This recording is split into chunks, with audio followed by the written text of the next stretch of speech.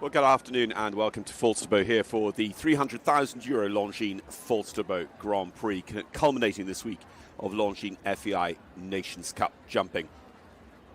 50 competitors have come forward over the course of the qualifying procedure, which has brought forward no less than 18 from amongst the Nations Cup riders. And that Nations Cup on Friday here was a cracking competition with the victory for the Swiss, but also no less than 7 competitors jumping double clear on the day as well in the Nations Cup. Harry Charles, one of them there, Casco Blue, he lines out as 22nd to go, just in front of Alessandro Volpi. The US with a very good performance here on Friday. Sandra Aufarth rides here. Sandra Aufarth, of course, the former world champion of eventing, and we've seen her do quite a lot of show jumping recently. I thought she'd actually be mostly here focusing on the Derby Tour of Falsterbo, but great to see her in this Longines Grand Prix.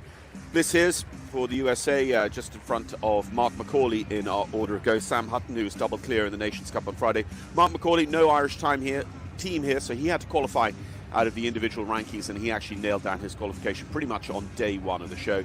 Carl Sponhoff and Hernandez, the Team Nijhoff horse. Jens Fredriksson, former winner here, of course, back in the day. Will be last to go, 50th to jump, so that will be nice for the home crowd to have him to support, hopefully on through then to be last to go in the jump-off. Henrik Anker Krona there, the Swedish chef to keep, chatting to a couple of his riders.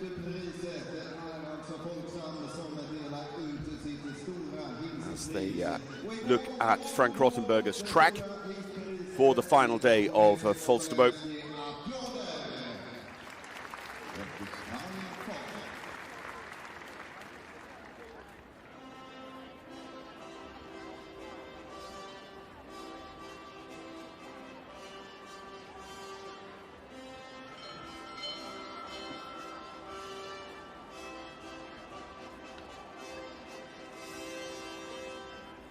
Vinnaren av Folksams stora Prix, det är alltså Colette Oberlenski, född 1999. Han har 171 centimeter. Och fadern Clinton var själv mycket framgångsrik i tävlingsbanorna och kombinerade de berömda prislinjerna på denna landnivå 1 och i Kappertal.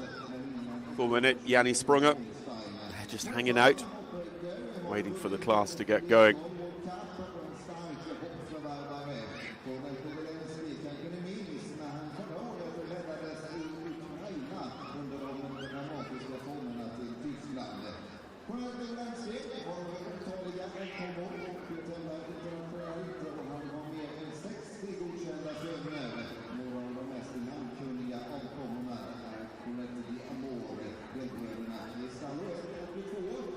Big crowds as ever. They've been able to enjoy lots of different sport here across the week as well at Falsterbo, not least the FEI Dressage Nations Cup, which concluded this morning with victory for Denmark.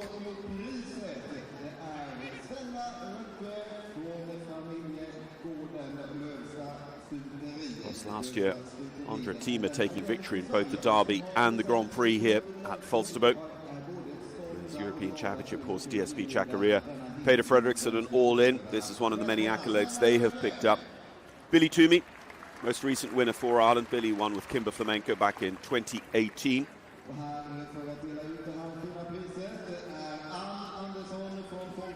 Steve Gernat, a former winner. Ralph-Joran Bengtsson, twice winner in the last 10 years. Yanni Sprunger, as we mentioned, Alex Zetterman, Jens Fredriksson with Lunatic, winner in 2013.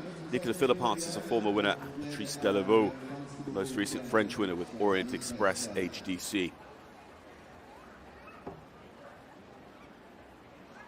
Injury there, Frank Rothenberger just showing them the measurements.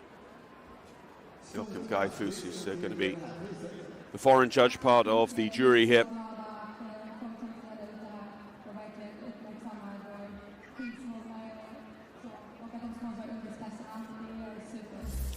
Well, let's have a look and see what Frank Rothenberger has set out for them. They're going to start up right in the corner of the ring. They'll come around the Derby ditch then, and he uses that quite well to just shape the lines in this ring. Big Oxer at number 2, starting to get up towards the maximum height. And this will be -55 high, -60 wide, going into the related distance to our first -60 height fence, the vertical, at number 4. Round to the bottom of the ring then, just going away from the in-gate. It's quite far away from the in-gate, but there is that reason to just have the horses hang back and push forward necessary, especially then in the distance to the triple combination line 9, 6, A, B, and C.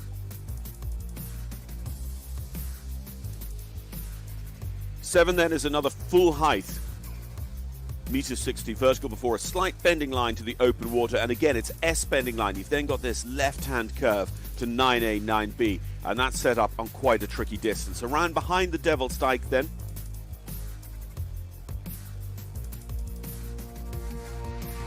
and he sets up this line with the triple barb. It's a 2-rounder competition, so he's got quite a lot of the fences for the second round in there at the moment as well, with 25% coming back as they jump down this related distance. Number 12, once again maximum height there at 12, and then just swinging around another of the Derby obstacles one more time to take on and clear the last at number 13.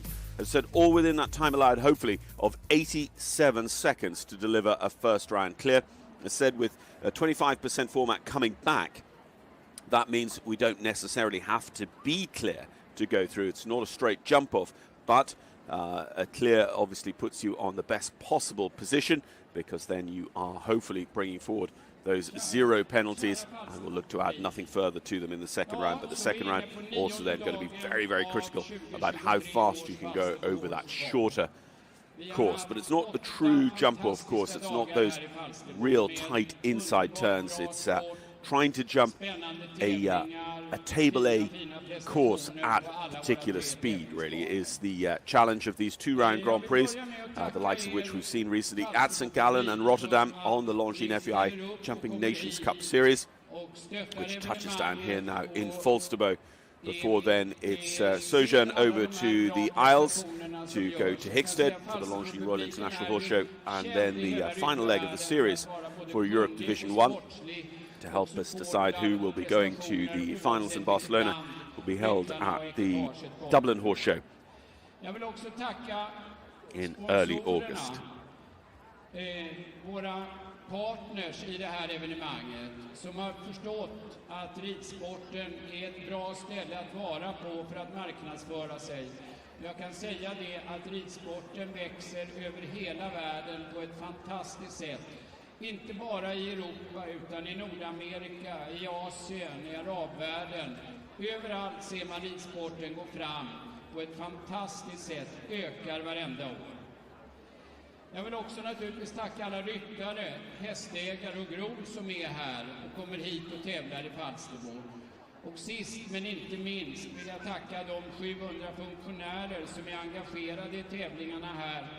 Både under året men framför allt under tävlingarna. Och det är på alla sätt väldigt bra människor som kommer hit och jobbar i tävlingar. Problemlösare, glada och som jag alltid vill ha mina medarbetare grundglada.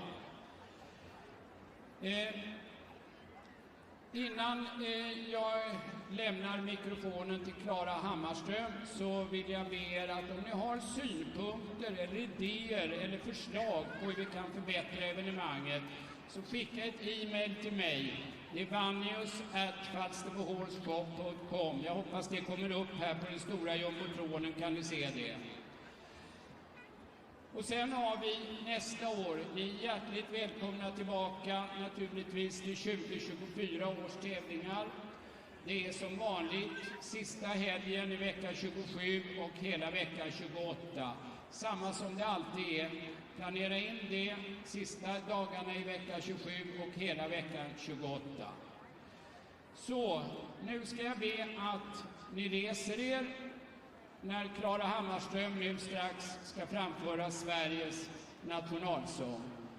Please rise for the Swedish national anthem.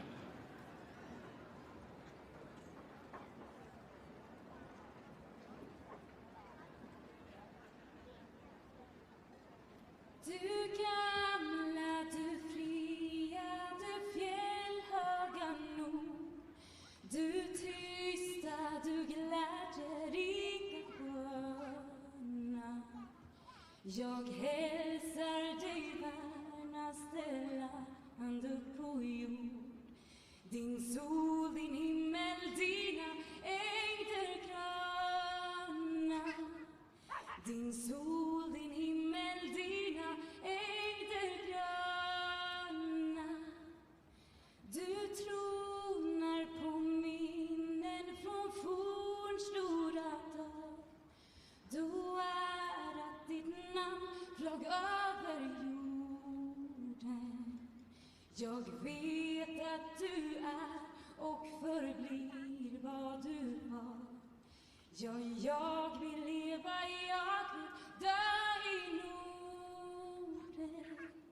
Ja, jag vill leva, jag vill dö i Norden.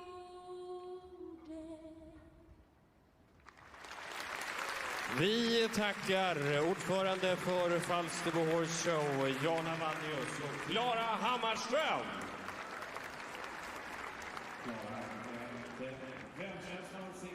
Senast vann hon tävlingen i Mass Singing.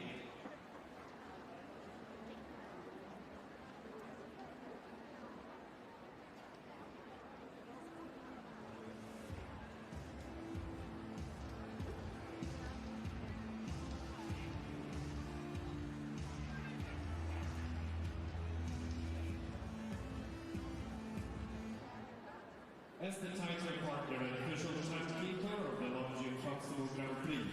So the scene very much set there with an excellent rendition of the Swedish national anthem. Will they be hearing it play out here once again this afternoon in Falsterbo for a Swedish victor?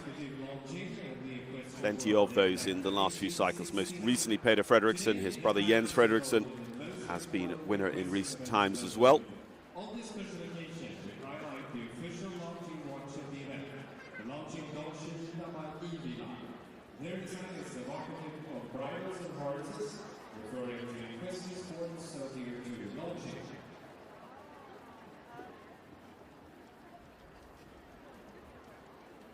Då riktar vi blicken upp mot Djurgårdsåldern för att få banan presenterad för oss. Det är nu från AG. Fortsätter sedan till en högersväng. And here is our first to take on Frank Rothenberger's track.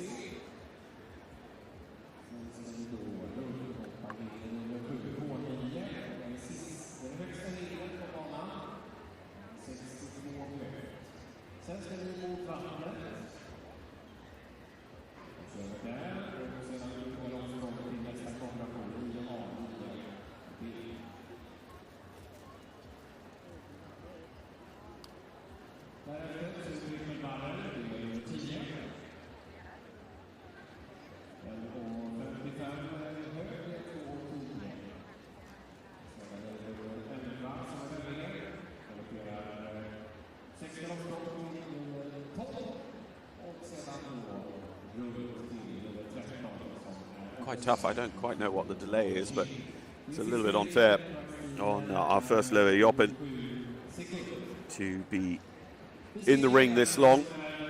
Might well have taken another jump if he'd known if it was going to be this long.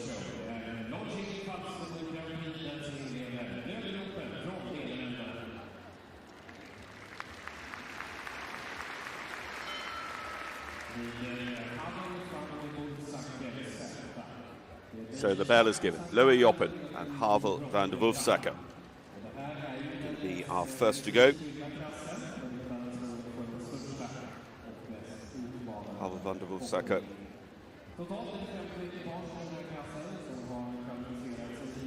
Horse by Bordeaux out of a Libero mare. Dutch riding wasn't part of the Dutch Nations Cup team here on Friday. He's had to come up through those couple of individual qualification opportunities. Big ring here at Falsterbo, and you know, I just thought as he was coming around to the Gina Tricot there that maybe he was just a little bit on the back foot speed-wise, and that's something I think they're going to have to be quite conscious of. 87 seconds. They could look at that time as well after the first couple. We'll see if they do. If it comes to it, if we have an awful lot of clears here in Falsterbo, it will come down to time to satisfy those places in the second round. Going clear is not enough. You need to be one of the 13 best rounds of jumping to come back.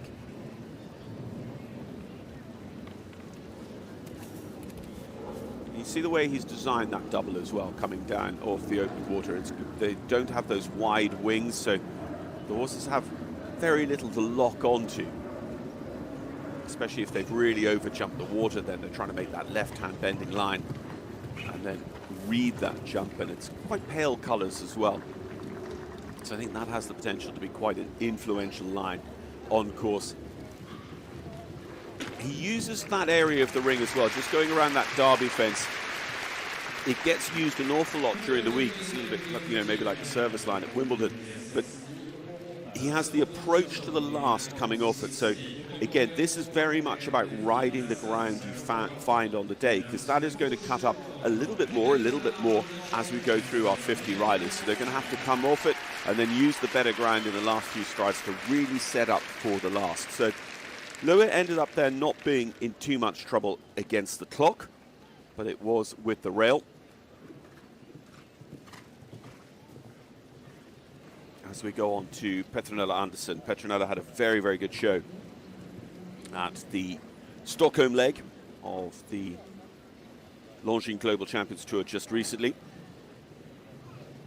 Petronella based out of Stefek Stables in Wolverhampton in Belgium with Castorus van der Beernacker.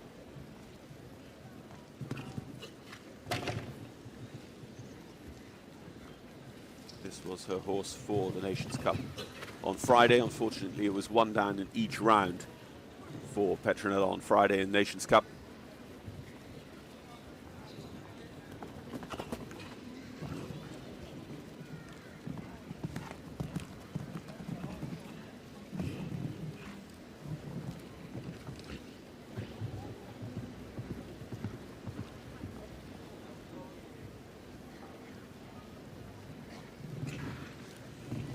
Interesting to see her just put a little bit of an angle on that big meter 60 vertical to try and get a straighter, more direct approach down to the water. Let the horse start thinking about the water as early as possible.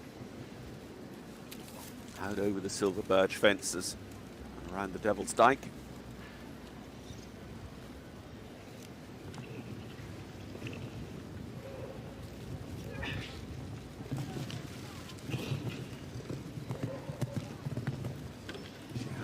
Great form over the last few weeks of showing. Team and individual just has to take on this last. The time, 87 seconds, is no problem whatsoever. Petronella Andersson is going to be our first clear round of the day, and in a time of 84.45 should be finding her way back into the second round.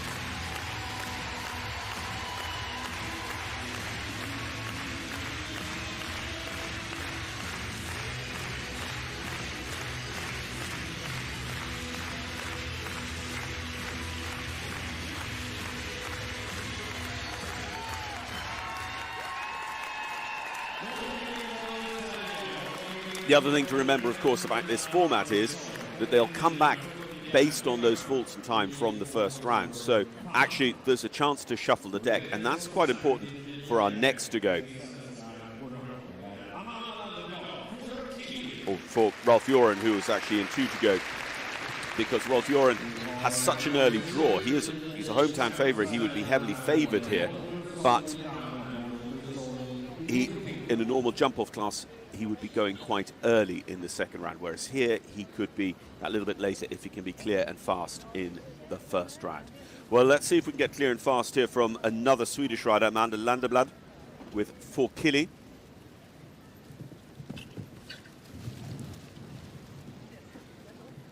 Amanda here as an individual for the home side, on top of the Nations Cup squad that Henrik Anker-Krona named at the beginning of the week. Recently jumped Nations Cup, though, for Sweden with this horse for Killy at Deauville, the semi-finals of the Longines EEF series.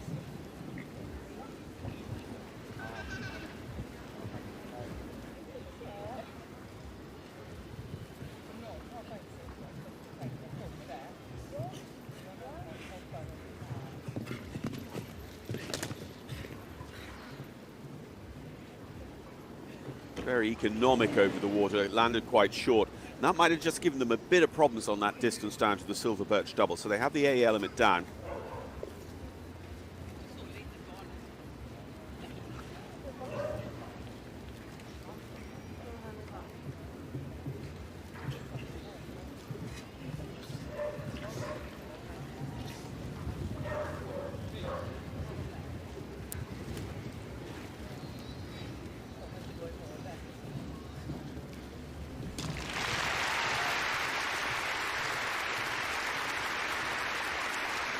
So faults and time faults it is overall for Amanda Landerblad and for Killy, going to tot up to that total of 6 with 88.75 on the clock.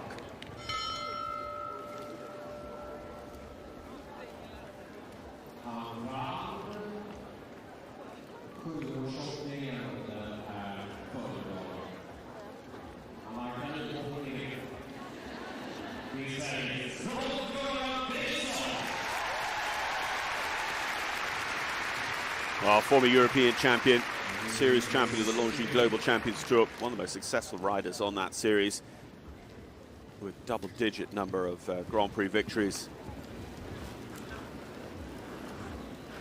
Not to then go into the many, many victories elsewhere, including in this Falsterbo Grand Prix. So as I said, this is important for Rolf to not only be clear, but to be quite pacey so that he has a good draw for the second round.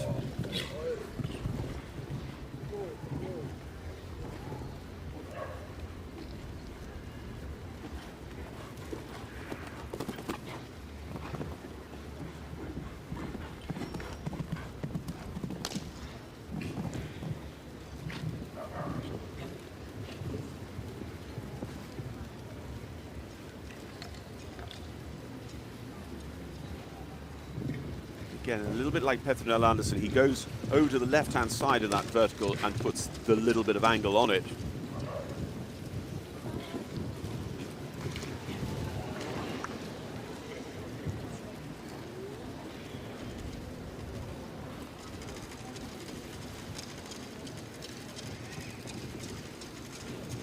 You're on the recent Nations Cup Grand Prix winner at Ugerhallen on the EEF circuit.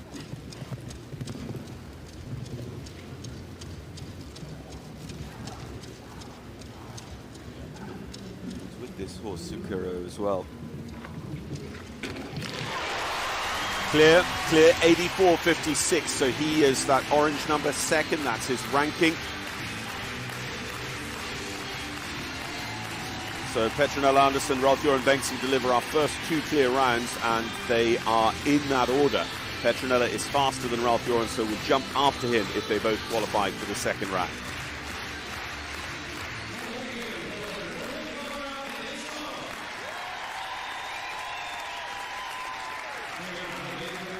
A great reward for the hometown crowd here at Falsterbo to have one of their very, very best jump so well.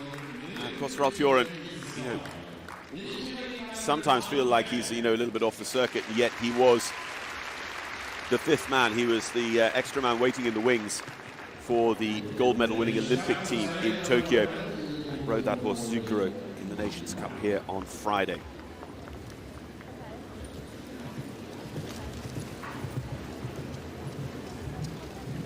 Erika Lickhammer van Helmond.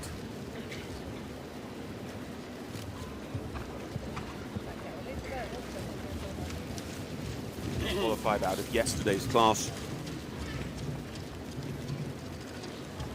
I say it's pretty unusual and a tough start to have the wall, the Agria wall, as number one on the course, but Rothenberger will have been building up to this track all week. This is his final iteration of a concept, a philosophy that he will have been building all week for these five-star horses.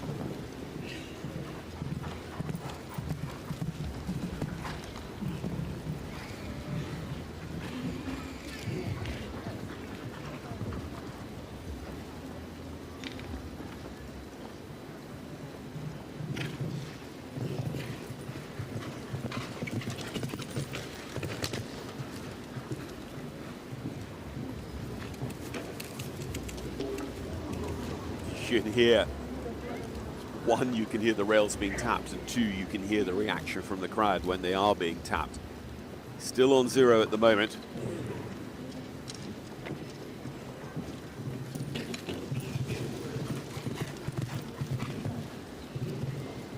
And just the one to go. It's a long way to this last. It's taking about 10 seconds from 12 jump 13 and come home, but look at this time, 82.59. That is Sweden's clear round number 3, and it is the fastest yet. So Erika Lickhammer, von Helmond and Hesjedal NL. But to go back to the point, there are a limited number of places in round 2. So if we're going to start to get a lot of clears, then the slower clears are going to start to be under pressure.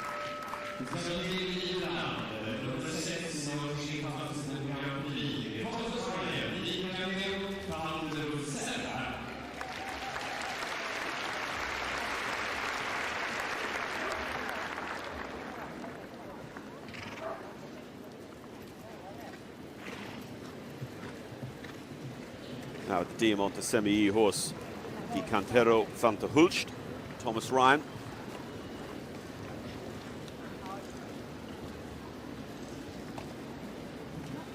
The winning Nations Cup team for Ireland in the EEF series at Bratislava just recently with this horse, Di Cantero.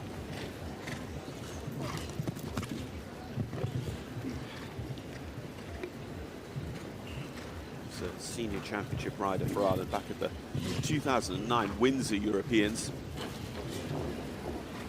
Exceptionally light Longines planks there at the end of that distance before you then roll back here, going away from the corner and the in gate, and then this slight bending line up to the triple combination.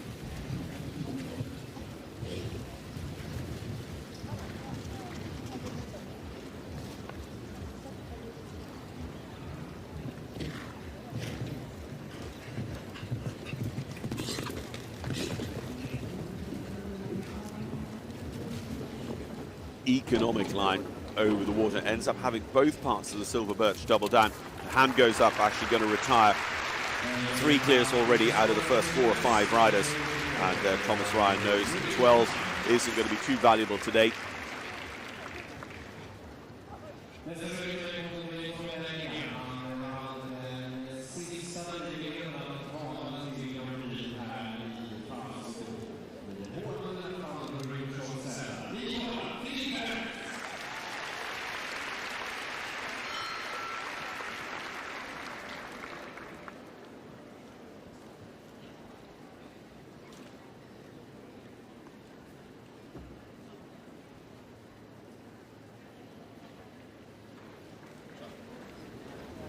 So going on then to a former winner here, Nicola Philipparts.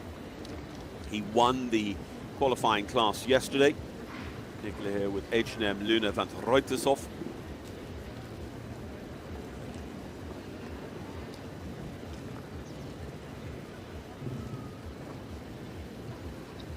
Nicola has been a team bronze medalist at the Europeans in Riesenbeck. He's individually top 5 there, individually top 10. At last year's World Championships as well.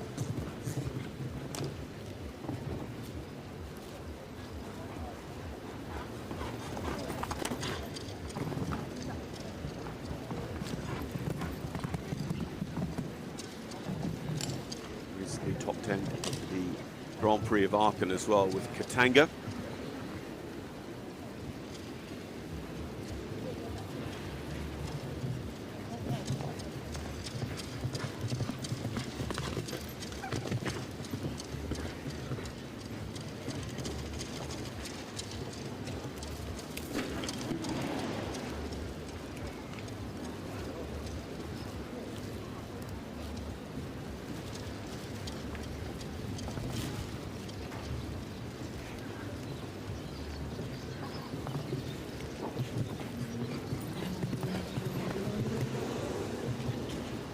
Been interesting to see that from the side because it looked like he felt he was in a lot of trouble. Has the front rail off the last as well for a total of 8 faults, so it will be no repeat victory unfortunately in the Falsterbo Grand Prix for Nicola Philipparts for Belgium here in 2023.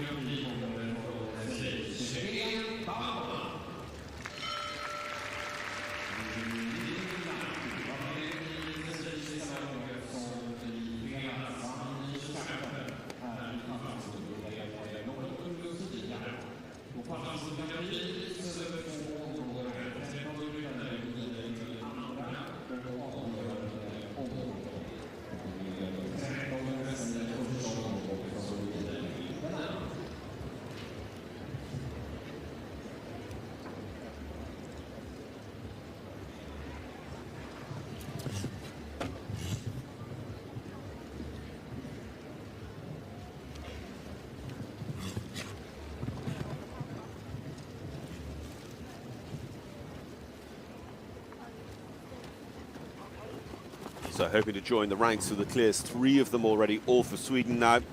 Is Swiss rider Elian Baumann, Little Lumpy.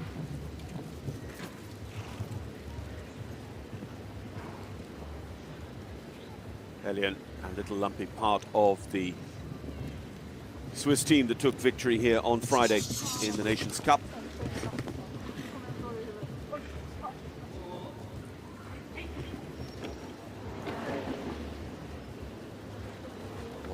clear for them then, and it's not clear. In this Grand Prix first round either for Elian. Silver birch double after the water. It is set up on that tricky distance.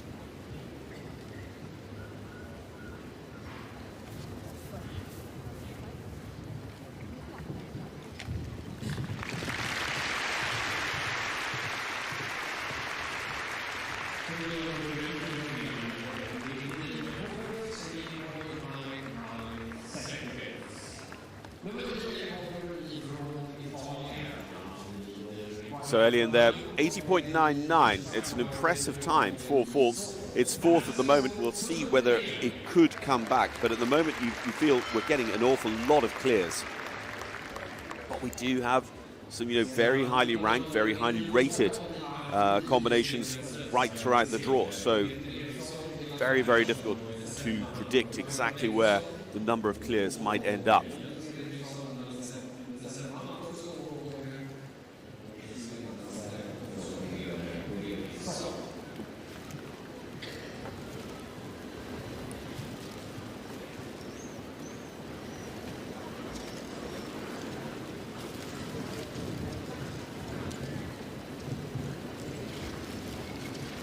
Quite Baloo now, and Francesco Tuturiello.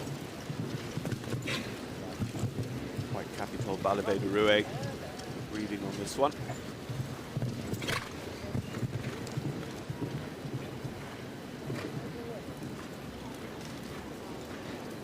It's the number 5 for Marco Poro's Italian team in the Nations Cup on Friday, so didn't jump, and again instead made his way up through the individual classification, and he was working hard through that triple combination, and the horse, I don't know whether it was by mutual agreement because they thought they might be in quite a lot of trouble by the time they get there, but drifted out to the left-hand side.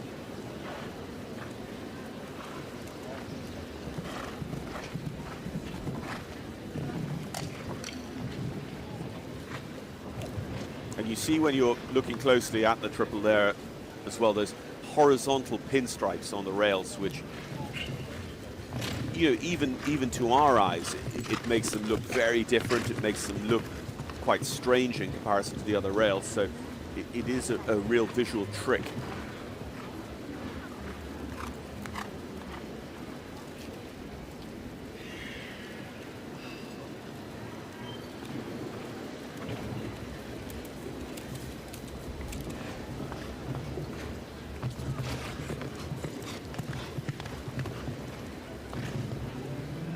A lot of time penalties coming into play here as well for Tuturiello and Quite Baloo.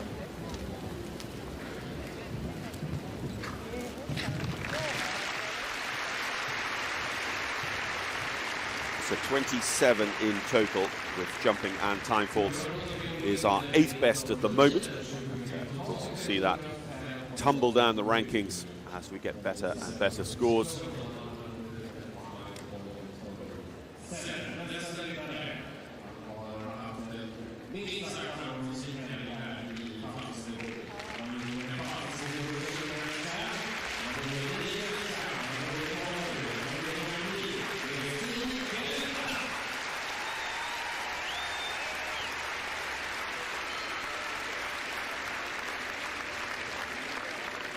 Winner here in 2017 with Hannah, Steve Gerdau, 3-time World Cup champion, Olympic champion, so much more. He rides Venard de Cerisy. Venard was his Tokyo horse for those Olympic Games in 2021.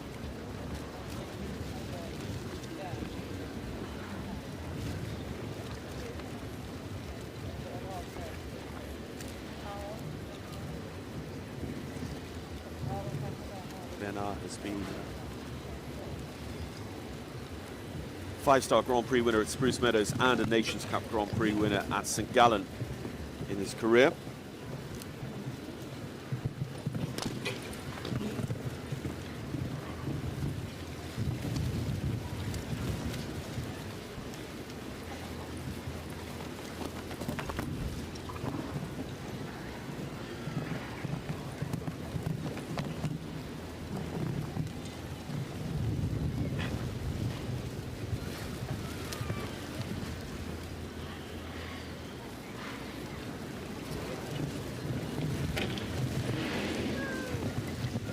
So having the vertical down on the way to the water, you just saw that Van Aert hung a little bit on the way down to the water as well. So maybe it was that reaction starting that cost them the rail going into the line.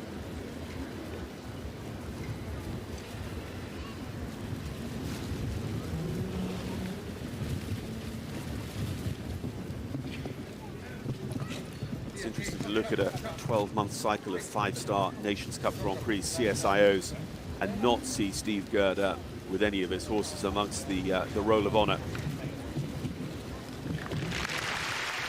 Bernard de Cerisy and Steve Gerda, just listen to that Falsterbo crowd reaction though. They love having riders like this here. And they'll just have to wait and see whether 4 faults in 85.27 is going to be good enough to come back. Remember, Elian Baumann and Little Lumpy for Switzerland with the 4 faults, incredibly fast 4 faults.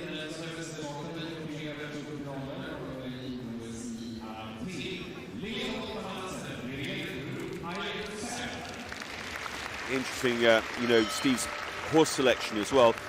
Rides the great Bernard de Cerisy today, but he had Dynamics in the Nations Cup on Friday, and Dynamics did jump double clear for him. Steve was one of the 7 riders to jump the double clear over Frank Rothenberger's course.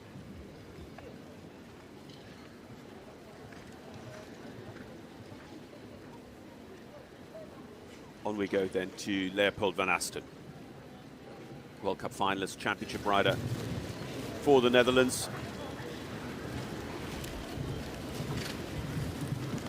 Leopold with VDL Group Iron Z. At the moment, only the home side have been able to deliver 0 scores. 3 zeros, all for Sweden.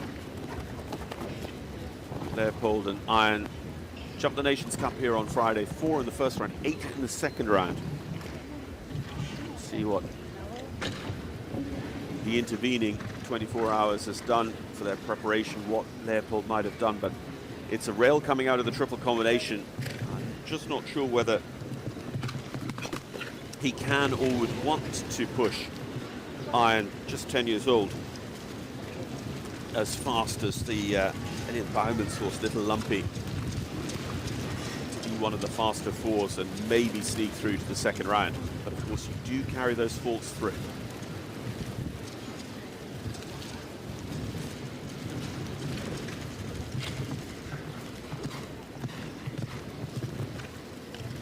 Just 1 fence to go. The time is going to be snug enough here for Leopold. And that early 4 faults. Yep, 85.67. So just about 1 1/3 seconds inside the time for Leopold and VDL Group Iron. But that is 4 faults. It's 6th best at the moment. Our 3 clear rounds leading the way. Erika Lickhammer, Von Helmond, Petronella Andersson, Rolf-Göran Bengtsson are our 3 zeros, and that is the order based on time, with Erika as the fastest.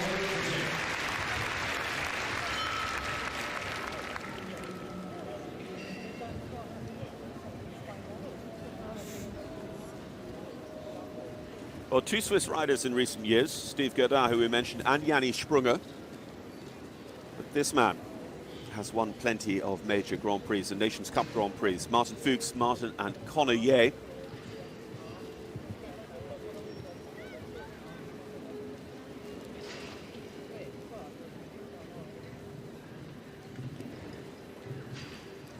Martin double clear here on Friday in the Nations Cup, helping Switzerland to victory. Rode Connor on Friday as well.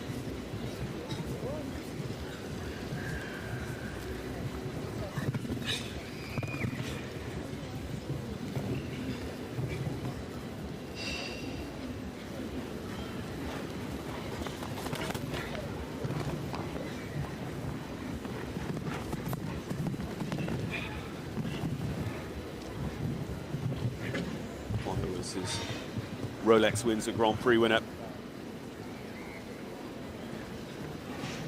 Won the St. Gallen Nations Cup Grand Prix last year on the Longines FEI Jumping Nations Cup circuit.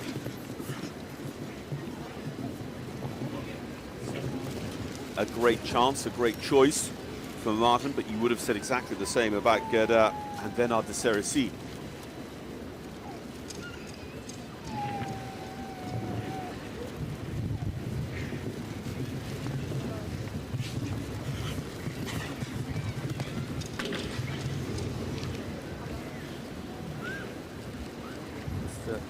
Second fence they've really touched,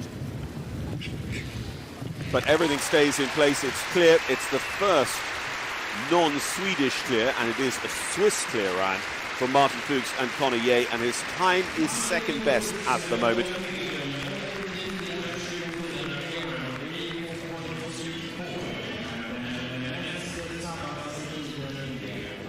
So Martin Fuchs looking set to come back for the second round.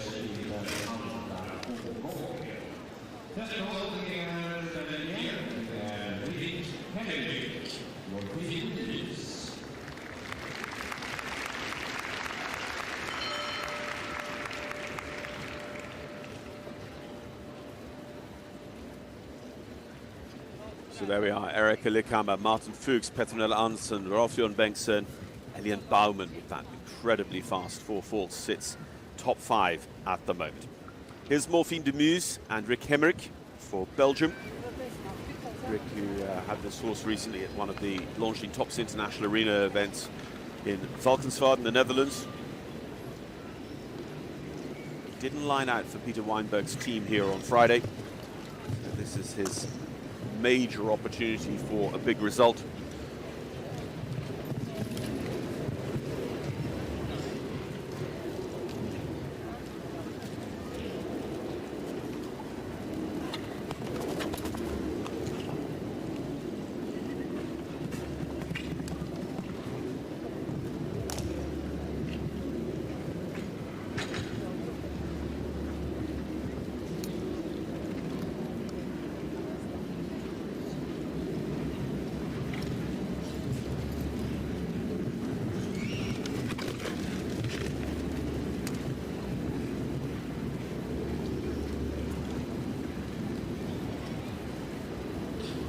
Well, so far, Rick really rode that line down through the open water very well. He's a long way off that triple bar, which means he's going to land short behind it, and then you see him, he just shifts the horse a little bit to the left in front of that big wide oxer because he just needed to get there on a true number of strides, and because he landed so short over the triple bar, he was going to come up there a little bit between 2 strides. So very quick thinking and riding. He's not the quickest clear round. He goes 5th of 5, but it is clear for Rick Hemmerich and Morphine de Muse for Belgium.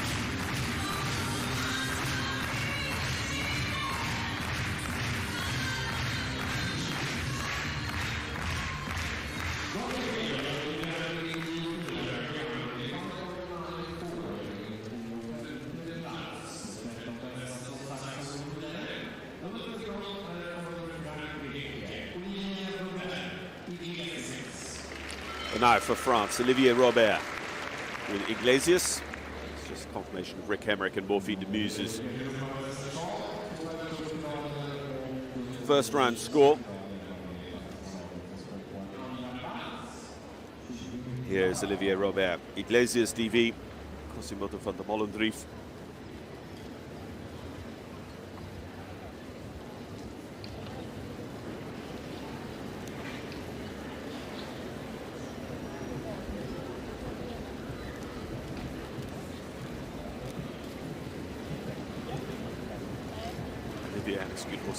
The Meneur Championship contenders for France at the Riesenbeck Europeans in 2021.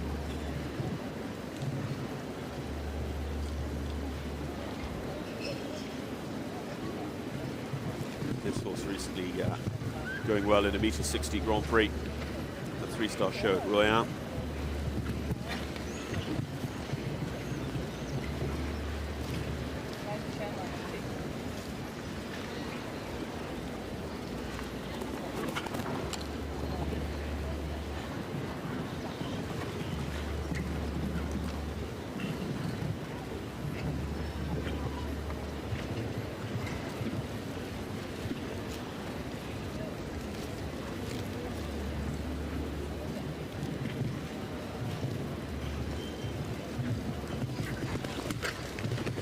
see what happens now, because he wanted to show the horse this fence.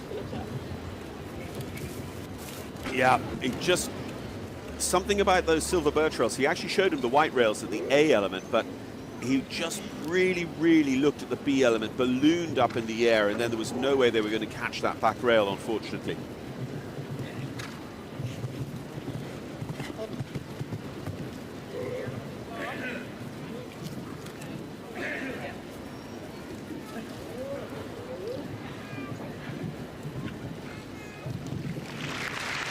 So Olivier and Iglesias is going to be 4 faults in just over 85 seconds for the French contender here.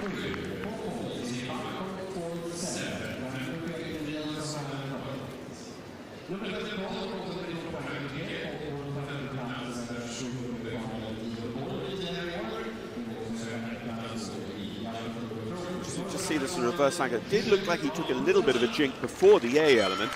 And looking at that angle, you would have said he just took on the B without a moment's hesitation. But looking from head on, as we did before, you do see him really just take that hesitation and looks.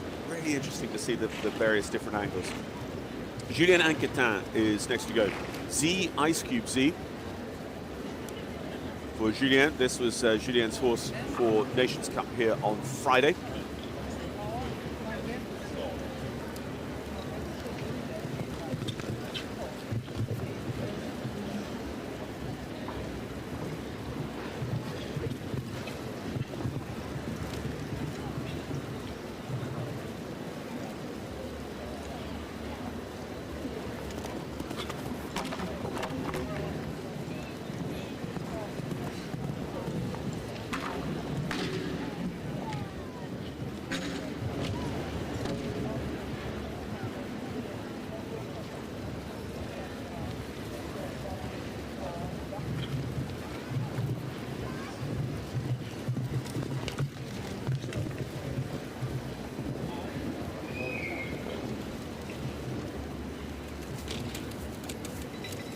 Through that double, which is, as we suspected when we talked about the course originally, one of the most influential courses, and so it has proven amongst these early rides. Yeah, this is a horse that jumped well, for instance, in the Longines Global Champions Tour Grand Prix of Paris in recent weeks. It's actually Z Ice Cube Z's last international show before a couple of weeks break, while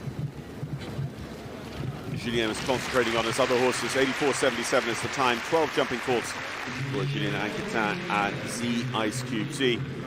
So those clears looking more and more valuable. We started off so quickly picking up 3 clears for the Swedish riders, joined then by Martin Fuchs and Rick Hemrick for Switzerland and Belgium. We have a total of 5 clears with 13 spaces available in that second round. If we end up with more than 13 clears, remember we will go to the clock to decide which are the 13 best. And it was only those that will get to come back.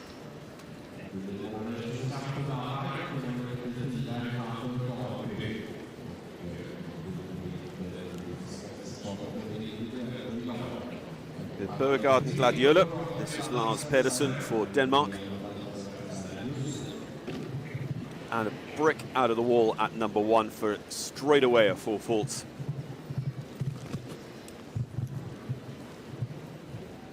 Gladiola,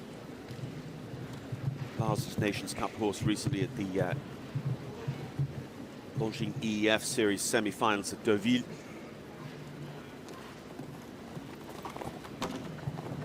Also on the Danish team in the Nations Cup this year at Drammen.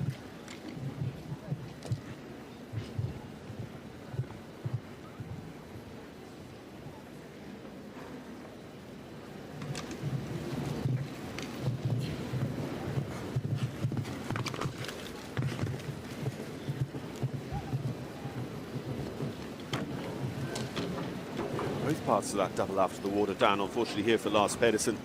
So he's on 12. Let's see, he's in 2 minds. You can see the fire's gone out of him, but he also wants to try and just get the horse jumping the way he knows it can.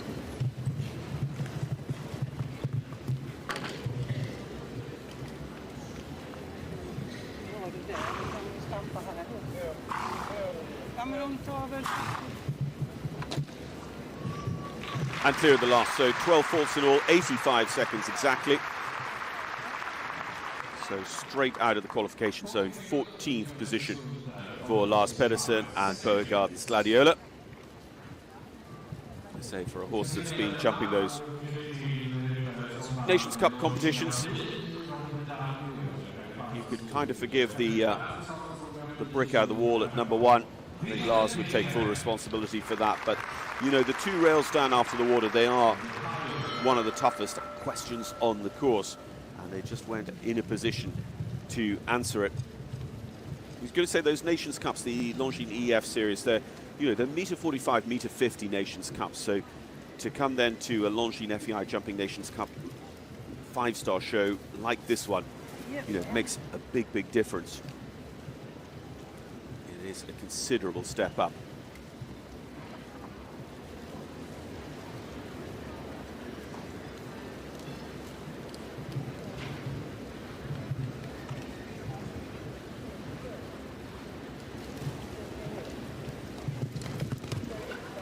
So Willem Greve and Highway M, the recent winners of the Rotterdam Grand Prix on this series.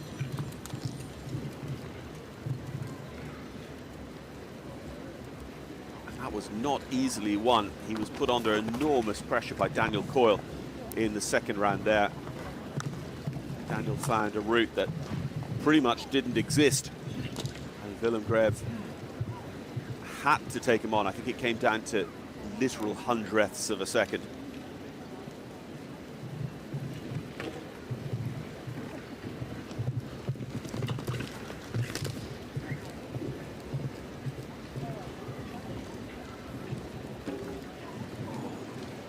Not a noise you want to hear, but it stays. Still on the 0 score. Rotterdam champions, Highway and Willem Greve.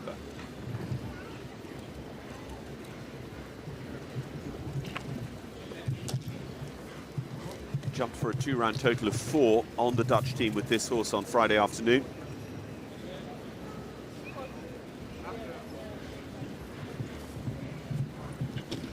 And there you are, right in the middle of the pack, I'd say, 85.29. He's actually 5th of 6, Willem Greve and Highway MTN. He had a very good draw in Rotterdam. Of course, he was last to go, so he hasn't been quite as fast here. And it'll be interesting to see how well they perform, because Rotterdam at the Kralingse Bos is that artificial surface. It is the sand school here. Got the natural grass arena of Volsterbo. We'll see whether that suits this horse quite as well. Clear round number 6 there for Willem Greve, and we're not quite halfway through the first round draw.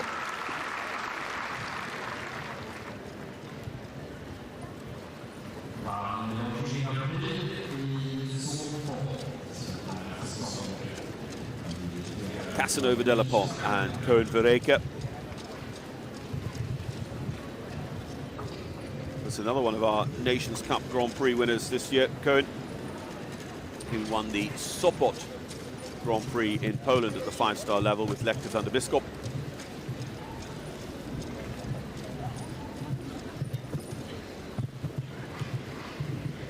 Rode this horse Casanova on Friday as well in the Nations Cup.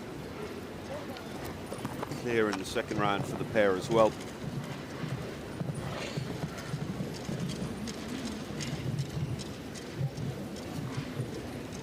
Was on the Belgian team that were victorious in last year's Longines FEI Jumping Nations Cup finals in Barcelona.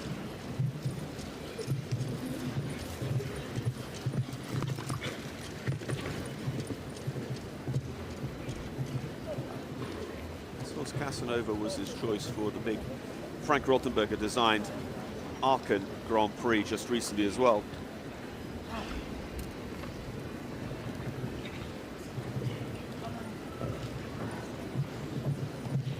Quite a glorious week in Sopot. Sopot's one of the events where the Grand Prix is held before the Nations Cup, and Koen and Lecter won that and then went on to be part of the winning Belgian team on the Sunday finale at the Polish venue.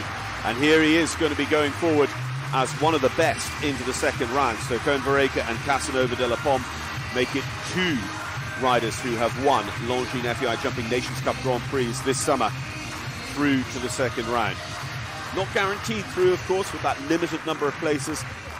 Willem Greve, in particularly that little bit slower, could lose out if we end up with a lot more clears. But Koen Verreke and Casanova de la Pomme have certainly done about as much as could be expected of anyone. They're the leaders at the moment after 7 clears.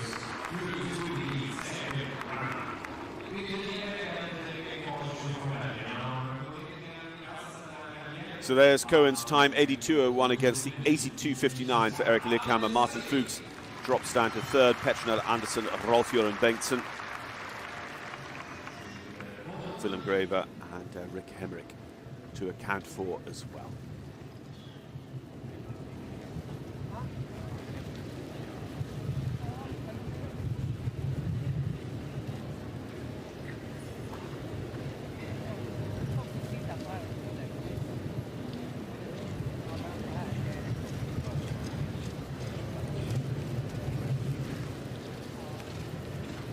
Now the rider lining out for Belgium the last couple of seasons, Abdel Said, he was on their Nations Cup team here on Friday. Still with Bon Ami.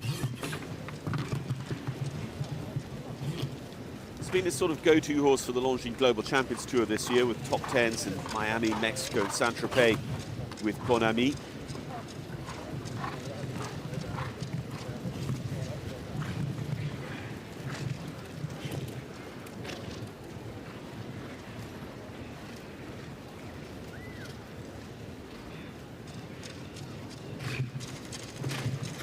Returns to Sweden, having been his Longines Global Champions Tour horse in Stockholm a few weeks ago. The following week then we saw him in action with the Obama horse, Obama van Ostuyt, in the Nations Cup Grand Prix of Rotterdam.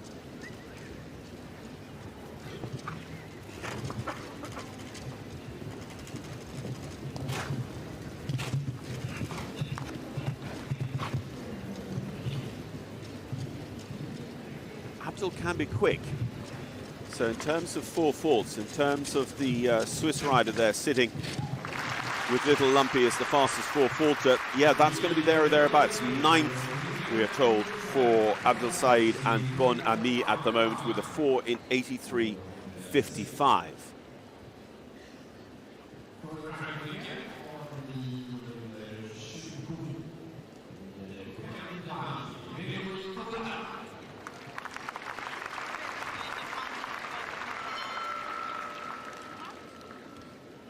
Elin Baumann and Little Lumpy still so incredibly fast. 80.99 seconds with their 4 faults to sit just behind our clears. 7 clears so far.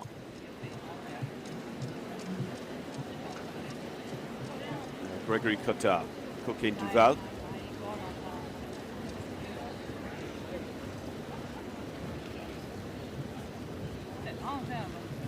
Rode on the French team that finished second in the Longines FEI Jumping Nations Cup finals last year.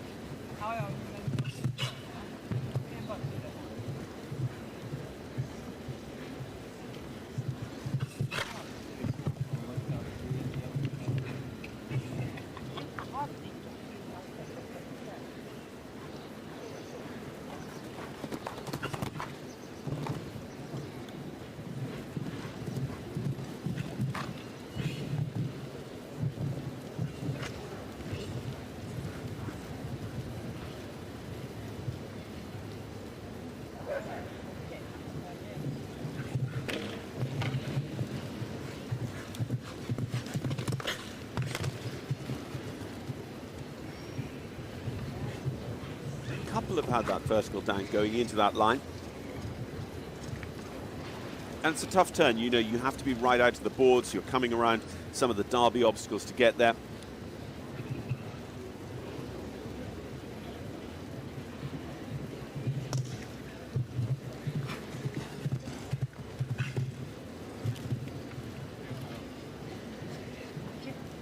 He rides all his horses in as light attack as he can.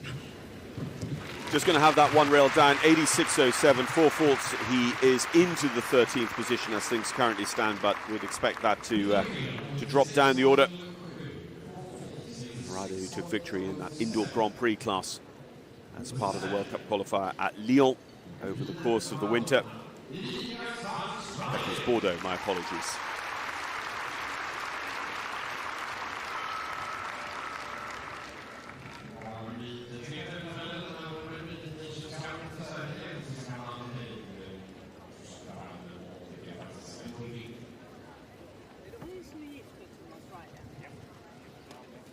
Erika Swartz-Ryan and Madonna next to go. May give us another clear for the Swedish side.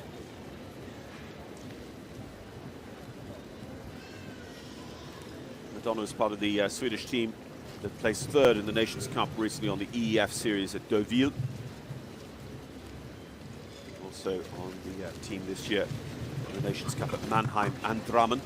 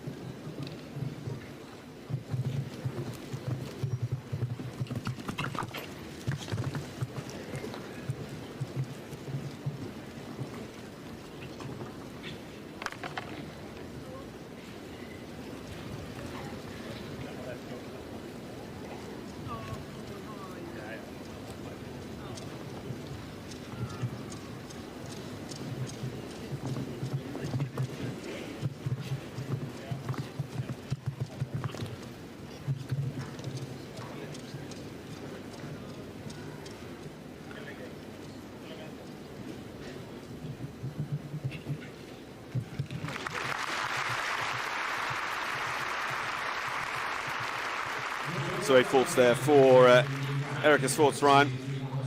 Of course, saw the Swedish-based Irish rider Thomas Ryan here earlier on. He elected to retire. Of course, Erika posts the score, and it is going to be of 8.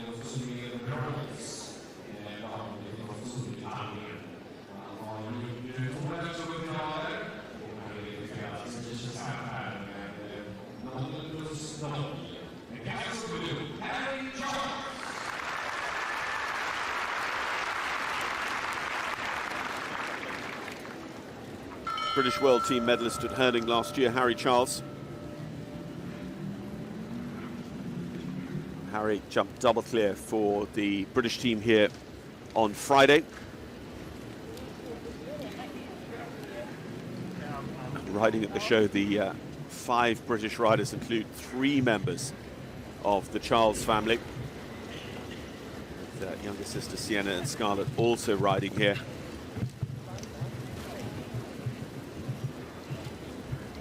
Harry, who was an Olympian for Britain at Tokyo.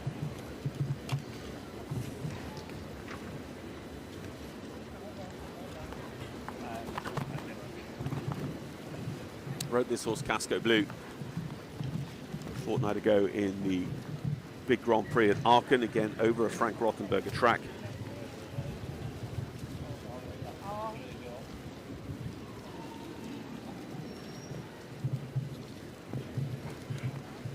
Harry, a class winner during the recent edition of the Longines Global Champions Tour of Paris, that iconic show on the Champ de Mars just underneath the Eiffel Tower.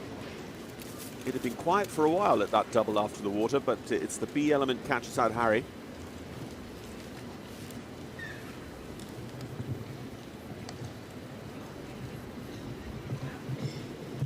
Holds the horse into the triple bar and then drives down at this line.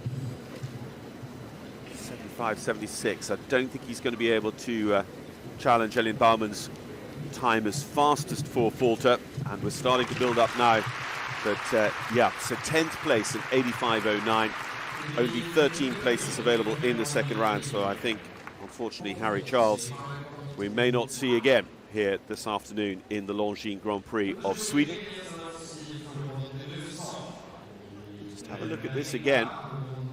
We see the same angle, but you know, a lot of this is to do with how you get away from the water. And if you land long or you land short over the water, if you have to make an adjustment then, or where you get, it looked like they just ended up way closer into the B element there than they really wanted to be, and there was not a lot that Casco Blue could do. Made every effort to try and get his front end out of the way, but just didn't have the time or space to do so. Alessandra Volpi, Belinda. World Cup finals horse for Alessandra last year at Leipzig.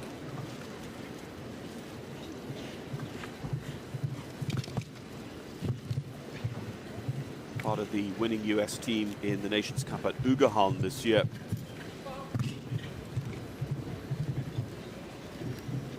It's the start of what will be a full summer over here as part of the US structure. Alessandra and Belinda jumped on the US team that finished on the podium here on Friday. It's an impressive achievement from that team. In strong company here at Falsterbo.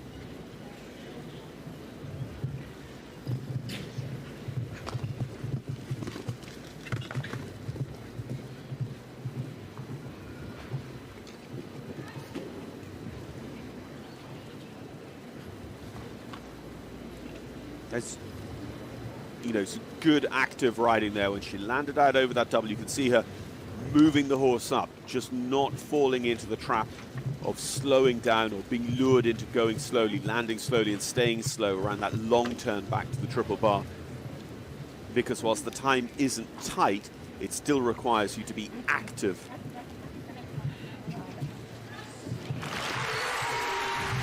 (84.10). It's the third best of the clear rounds. Alessandra Volpi and Belinda making up, unfortunately, for some of the scores they picked up here on Friday.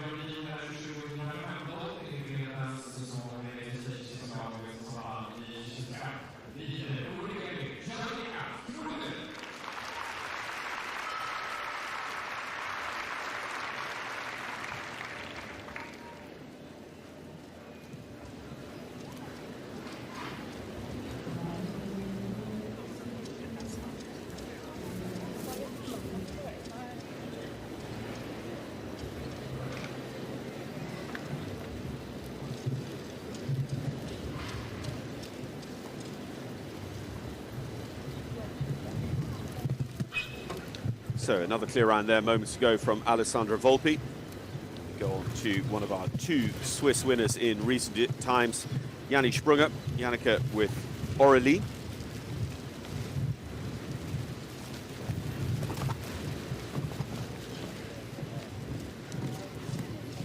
Swiss Olympian and championship contender, rode Aurelie in the Nations Cup Grand Prix of La Baule this year. Just in the prizes. Aurelie was her ride on Friday as part of the winning Swiss Nations Cup team here as well.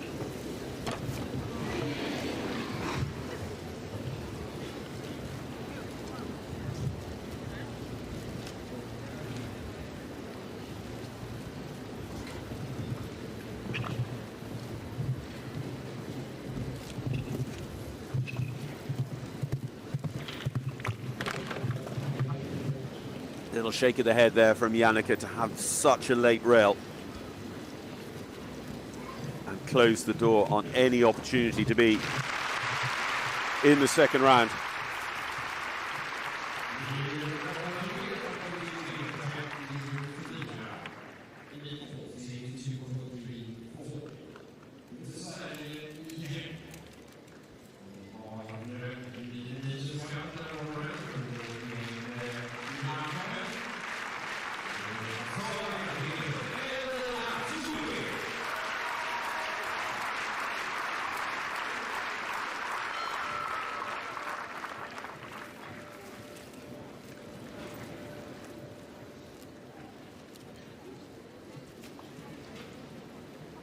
Another chance now for Sweden. Evelina Tovek, Azaria Dinero, a rider who's been part of the Swedish team at the Longines FEI Jumping Nations Cup finals in Barcelona on a couple of occasions. This was her Nations Cup horse at Aachen in recent weeks as well.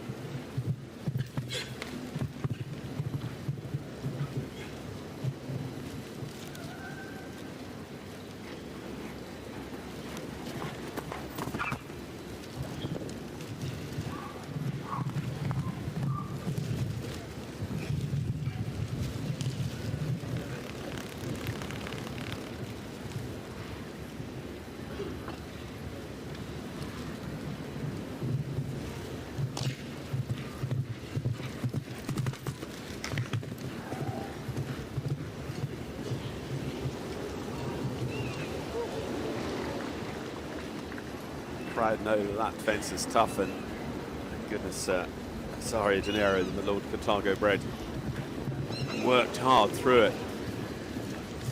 Jumps big, doesn't want to touch a rail. Evelina has worked for many, many years with Henrik von Eckermann as coach. Henrik on the Longines Global Champions Tour this weekend. And of course, his big horse, King Edward, jumps without shoes, so wouldn't have been able to show here anyway. And his protege then, Evelina Tovek, makes a huge difference to it all, because she is not only clear, she is our fastest clear. So Sweden right back in the driving seat, 81.11. That is very, very nearly as fast as Elian Bauermann's 4-4. But what it does do also is it adds another clear to the ranking. So that is going to bring us up to 9 clear rounds. And you're starting to feel like 1 or 2 clears might end up not being able to come back. Last year, 12 came back for the second round, because we didn't have a full 50 starters, with 48 starters, so it's 12 for exactly 25%. And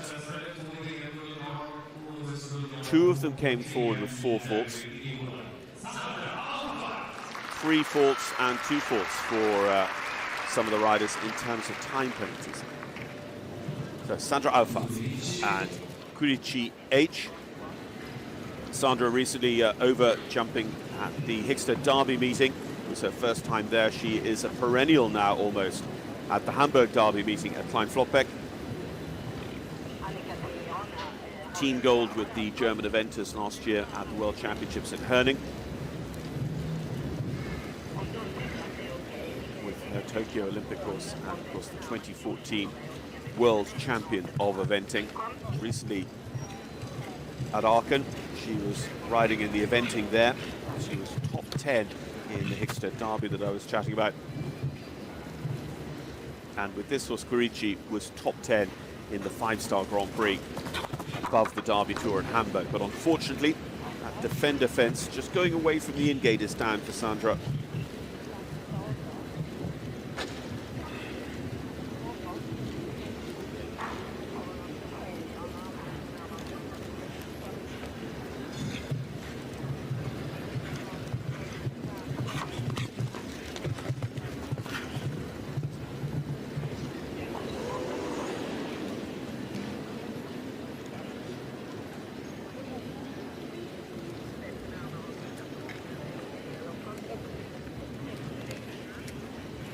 Real shocker, they know the game. And this isn't their first Meter 60 Grand Prix. It's far from their first time as a German top-level rider taking on a Frank Rothenberger track.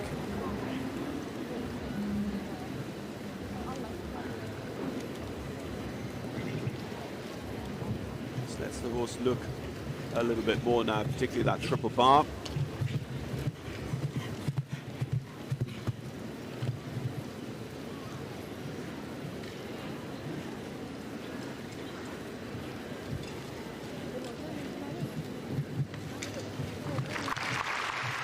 So faults and time faults there for a total of 27 for Sandra Aufath and Kurichi here.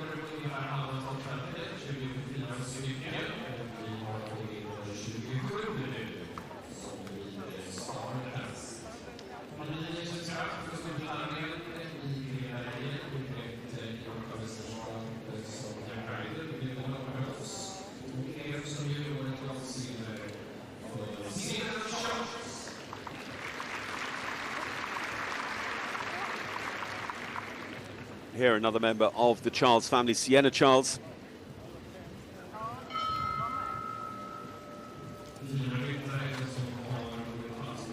Sienna was on that Nations Cup team on Friday. Britain had a great fight back, having had 8 fault total in round 1. Every single member of their team came back and jumped clear in round 2 to help nail down second place in the Falsterbo leg of the Longines FEI Jumping Nations Cup Series.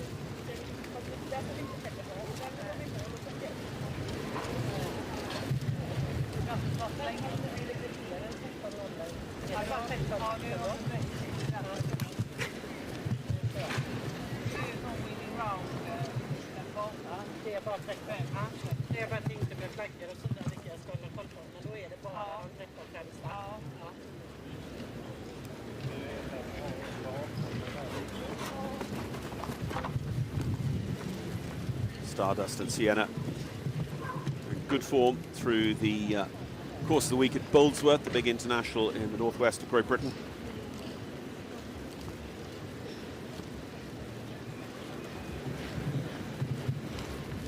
Sienna also was a class winner in the small tour show jumping held at the Aachen World Equestrian Festival.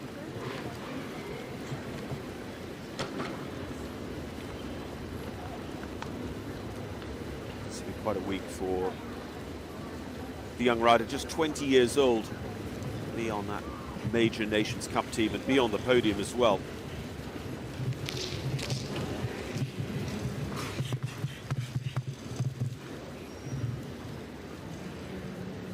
Junior silver and young rider team bronze medalist for Great Britain. And she's clear, just over 85 seconds. It is the 9th best clear round.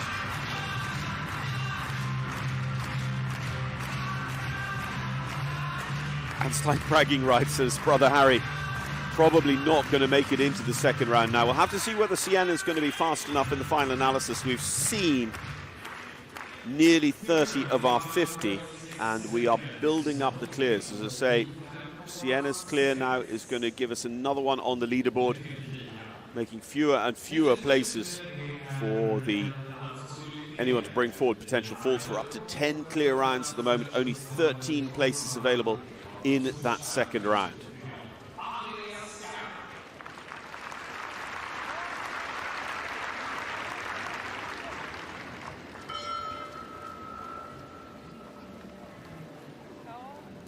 Well, could this be our next clear round? 10 to hand at the moment as we take forward the rider, Danish Olympian and World Championship rider. He was top 5 at the World Cup finals this year, Andreas Skau. Andreas with I Know. I Know was his Grand Prix horse in Monaco on the Longines Global Champions Tour a couple of weeks ago. He was a runner-up in one of the early classes in the week on that tour in Paris.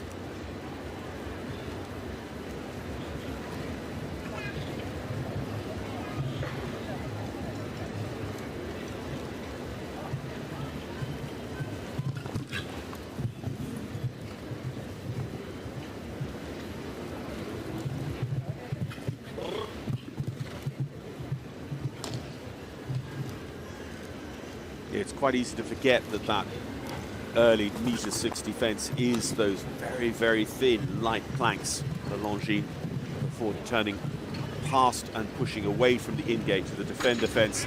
And that sort of lack of energy, or the draw of the in-gate, and you're pushing against it, can just come and get you as the triple combination takes its toll. You're working, you're pushing, you're reaching for each element of the triple combination, going up that line from the in-gate to the defender to APC. And Andreas Skau is one to just find that it just gets a hair's breadth too far by the time he gets to the final part and the back rail.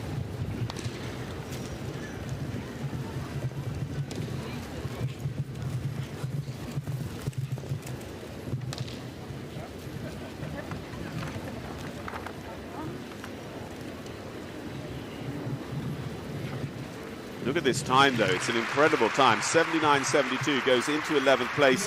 If we weren't having quite so many clears, we'd definitely be seeing a 4 faults in that sort of time back for the second round. But unfortunately, I think we are going to get 3 more clears, perhaps more even than that. We're going to be starting to leave clears on the sidelines, whereas last year we were taking forward 4 or 5 of the 12 last year brought forward faults. What a difference 12 months can make.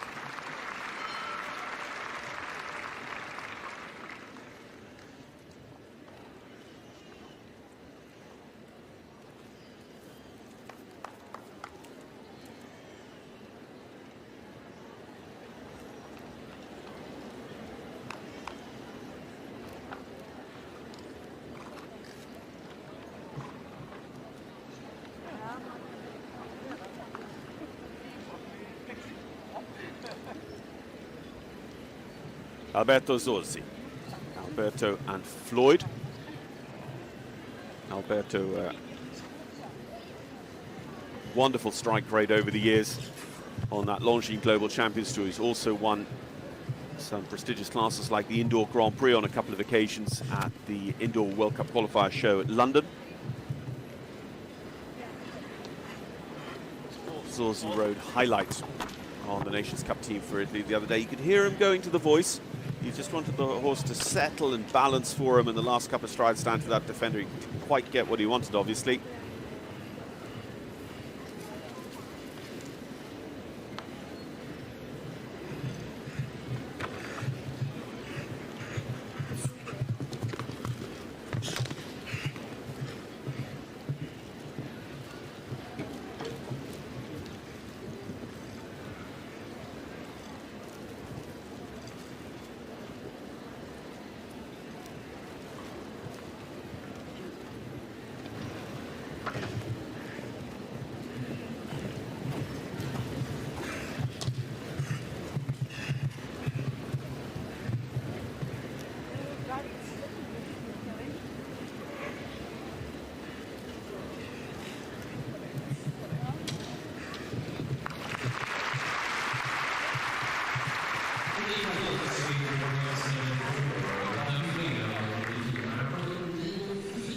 So Zorzi and Floyd, 8 faults, 84.72, 84.74 for the Italian rider.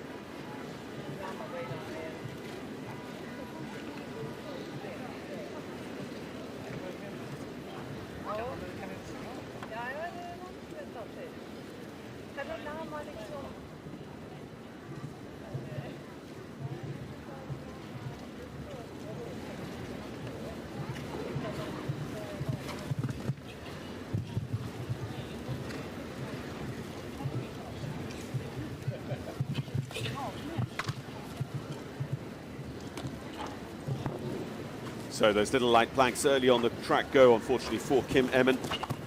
Kim and Island VG. Island VG was one of her horses during the course of the week in Aachen.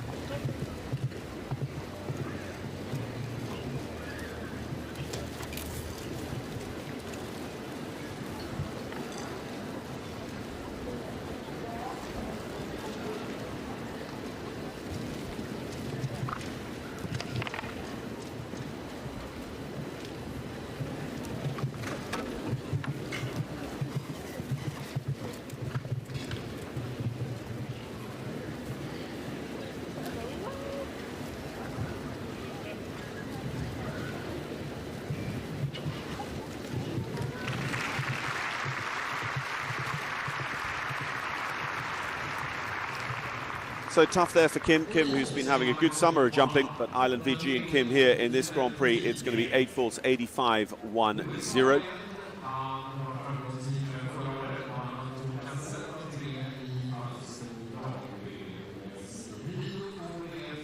Interesting, Kim again making a change from her Nations Cup horse, rode the good horse In Flame Go on the team here on Friday.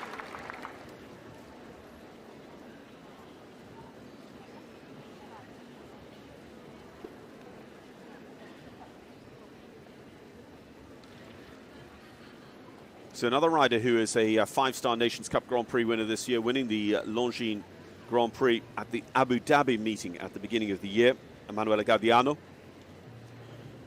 The Italian Olympian Gaudiano here with Crack Baloo.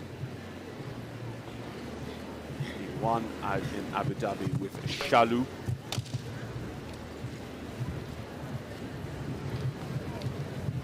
It's an interesting potential situation, and it's gone. One, if anyone was going to get through with faults in time, it would have been Gaudiano. If he had been clear and gotten through, he may well have been very quick in this round, but my goodness, he would be quick in the second round. He wins so many classes against the clock. But those two down in quick succession, the Longines light planks and the defender for Gaudiano and Crack Baloo.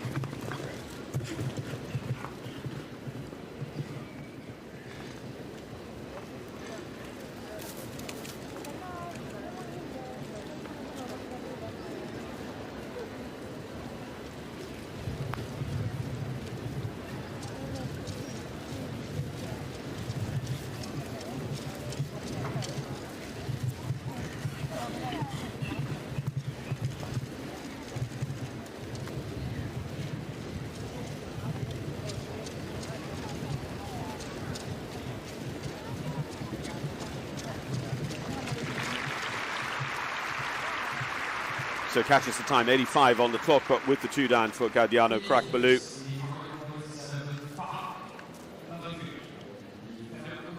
So they seem to come in fits and starts, our clears. We're up to 10 of them, with the most recently coming from Sienna Charles.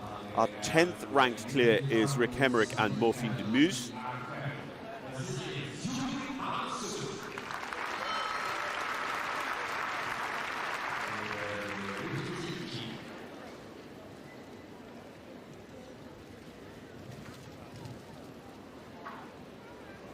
Yuri Mansour and Vitiki next to go. Yuri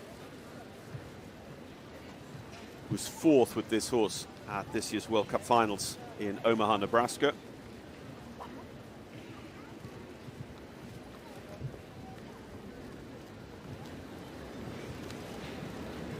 One of his other horses won the Prize of Europe class.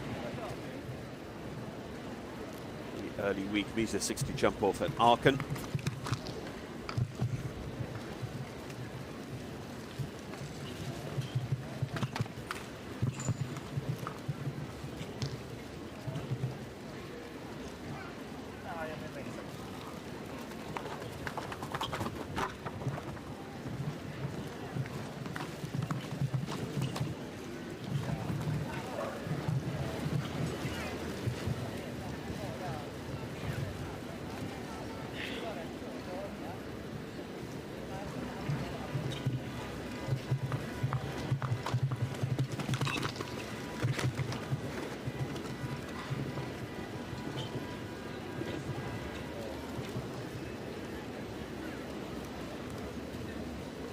Just the early rail counting against them at the moment. Vitiki has such a fascinating story, having been almost written off from the sport. Very, very careful training and rehabilitation with Yuri. Brings him right back into the game to jump so well for fourth place. You know, those World Cup finals results are all the more impressive when you consider the jumping that is required over the course of the week-long championships.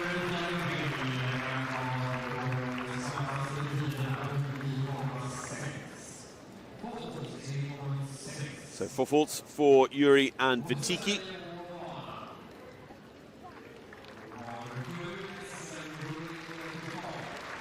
Goes into 12th so far, but 13 places, as we know, available in that second round. And quite a few still to come and try their chance. So I think being 12th at this stage is not going to do many favours for Yuri Mansour and Vitiki. Emma Emanuelsen and Canbella Blue. The Shocker Motorbred horse.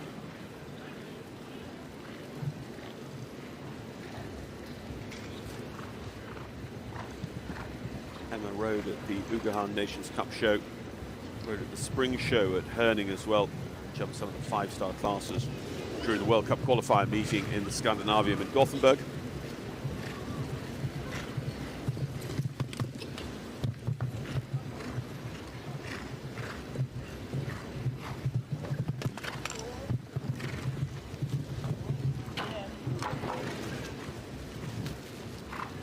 Yeah, having jumped clean, you would say, for the majority of the first half of the class, now we're seeing an awful lot suddenly having those planks down at number 3.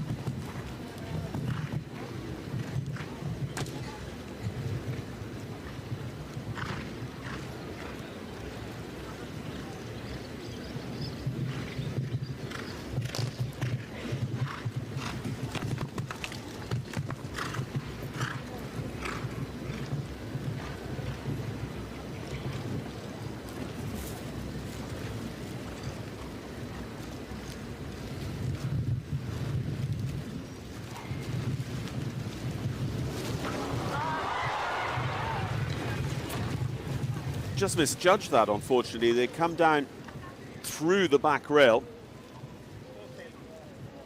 both very quickly back up on their feet, and those rails, the cups on any rail there where that can happen, any back rail, the middle and back rail in a triple bar like that, they're on the red breakaway cups, which means that any downward pressure, those cups will get right out of the way as quickly as possible, drop the rail.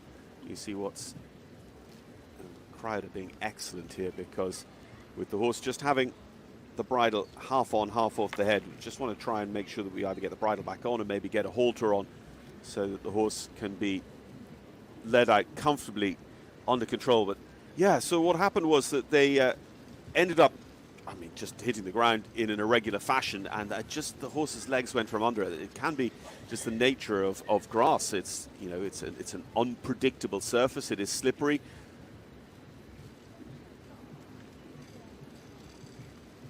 Canbella Blue looks no worse for wear, but obviously just a little bit sort of shocked.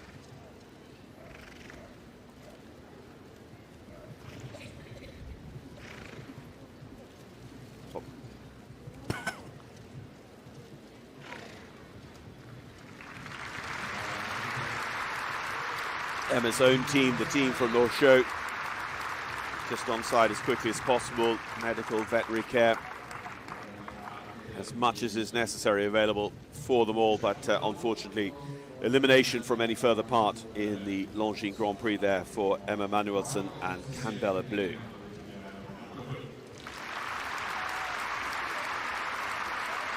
Evelina Togbeck, Koen Verreke, Eric Lickhammer are our top 3 at the moment.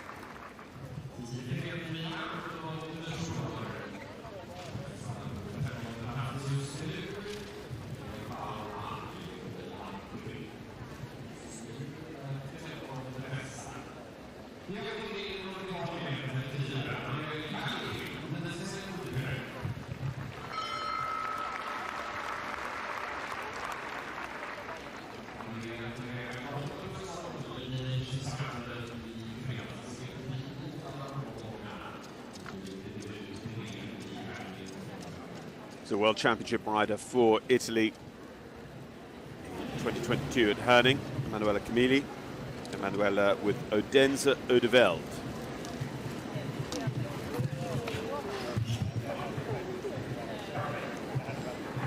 Odense Oudeveld was Emanuela's Nations Cup horse at Sopot this year. Jumped on Friday in the Grand Prix at that Longines FEI Jumping Nations Cup show as well.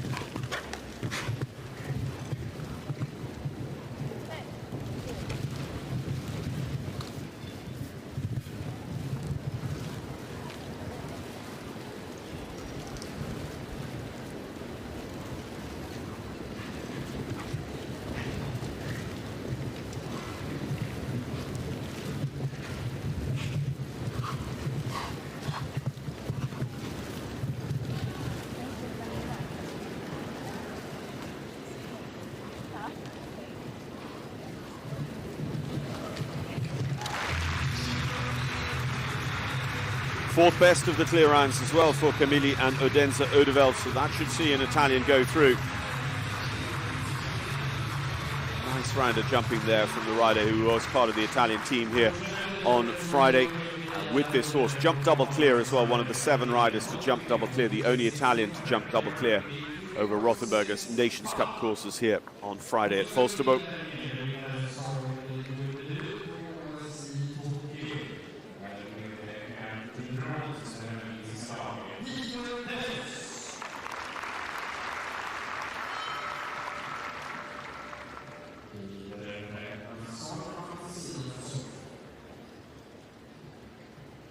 So we see Camilli go on to our top 5 there, pushing Alessandro Volpi down into 5th best.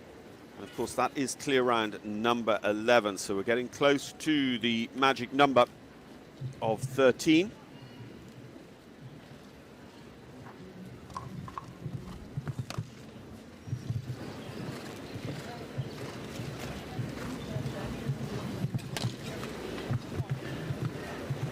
Peter de Vos, NASCAR Van Siemshoff.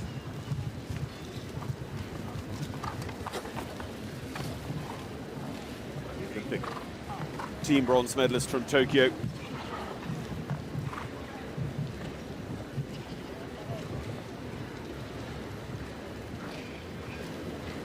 Rode NASCAR in the Grand Prix at Rotterdam. Was his Nations Cup course at Rotterdam as well.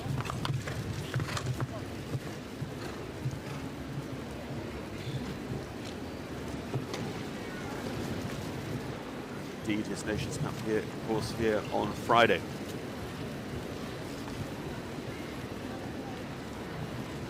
As a pair, they got through to the second round at Piazza di Siena this year of that 5-star Nations Cup Grand Prix.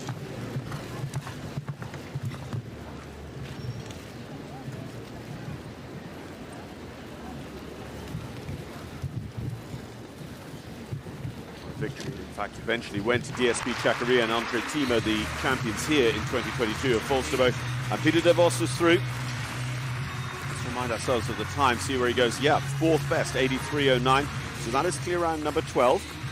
13 places only in the second round, and some of those slower clears will start to feel a little bit worried. Morphine de Meuse, Rick Hemmerich, clear in 85.94 under pressure. Sienna Charles may be under pressure. Willem Greve may be under pressure with Highway MTN, the combination that won in Rotterdam, the 5-star Nations Cup Grand Prix this summer. He may not make it through to the second round, even having jumped clear.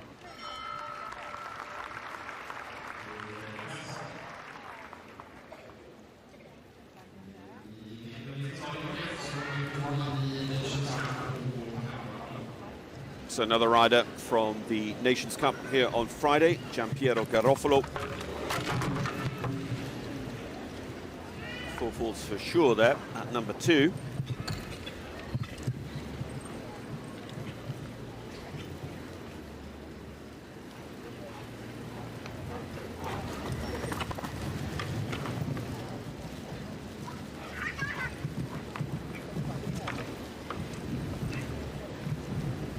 Rode his other horse, Max van Lenskrans, on the Nations Cup on Friday, here with Gaspar.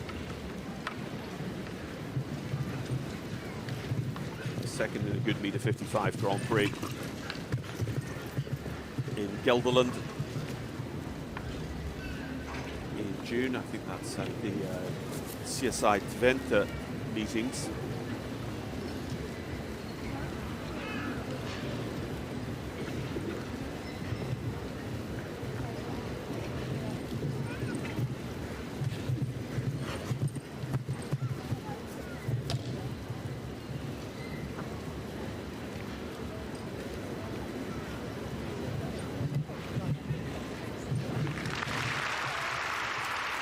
Early rail, 82 on the clock, just outside the qualification zone, 16th for Giampiero Garofalo and Gaspar.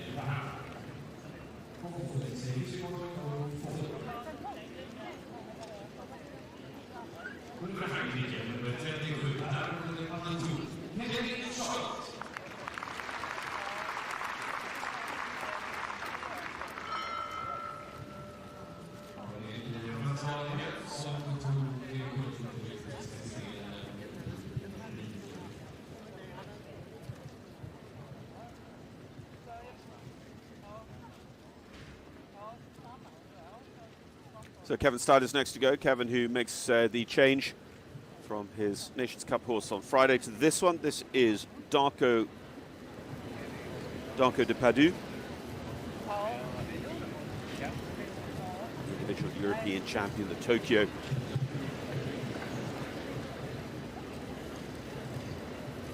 Olympian and Rio Olympic team gold medalist for France.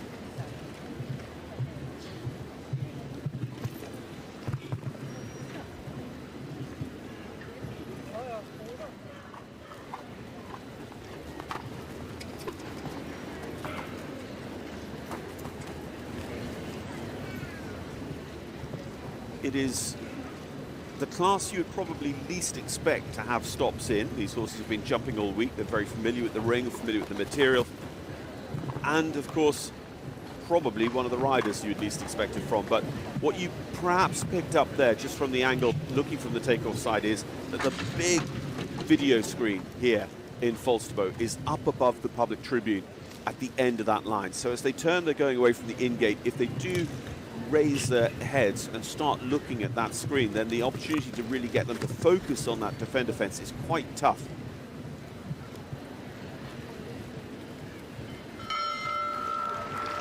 I think that was somewhat Kevin's decision, so to give him the benefit of the doubt, you might say retired, but in any event, it is not going to be a continuation and conclusion of the round for Kevin and Darko de Padoue.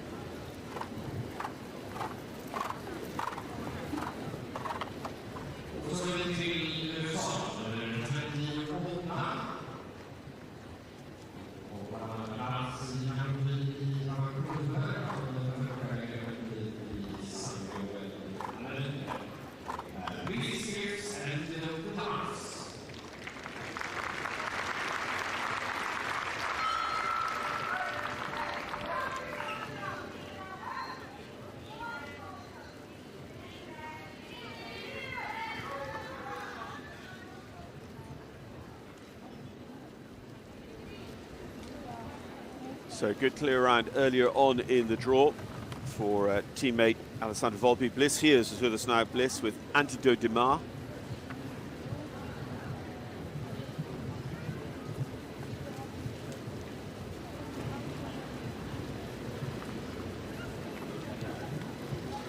Bliss didn't jump the Nations Cup here on Friday, so again looking to try and make a real mark here.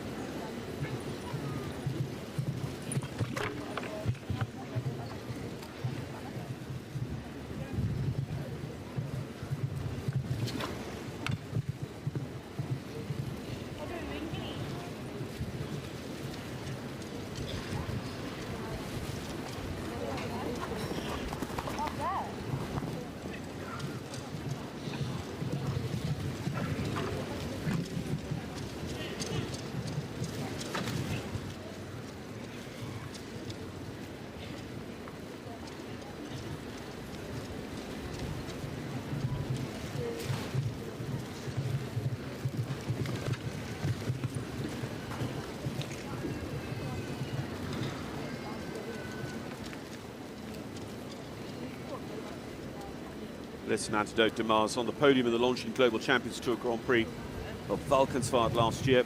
She was part of Robert Ridland's list for the Herning World Championships. Bliss has also been on major Nations Cup teams before.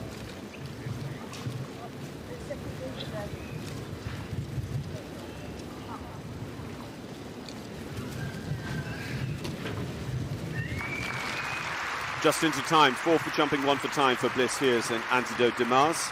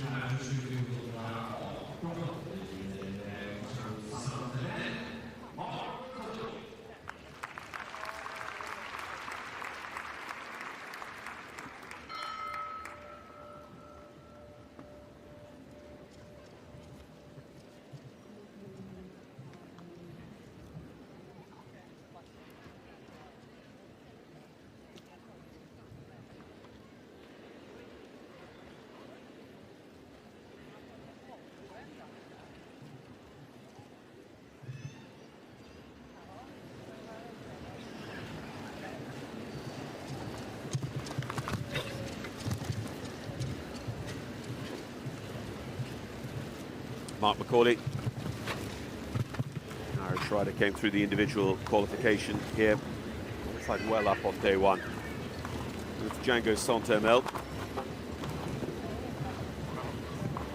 who's a championship rider for Ireland, most recently at the Europeans at Riesenbeck in 2021. Django and Mark were top 10 in the very rich Saint Laurent Challenge, the jump-off class, on Sunday of Longines Global Champions Tour Paris. Top 10 also in the Stockholm Grand Prix on that series held in the Olympic Stadium here in the Swedish capital.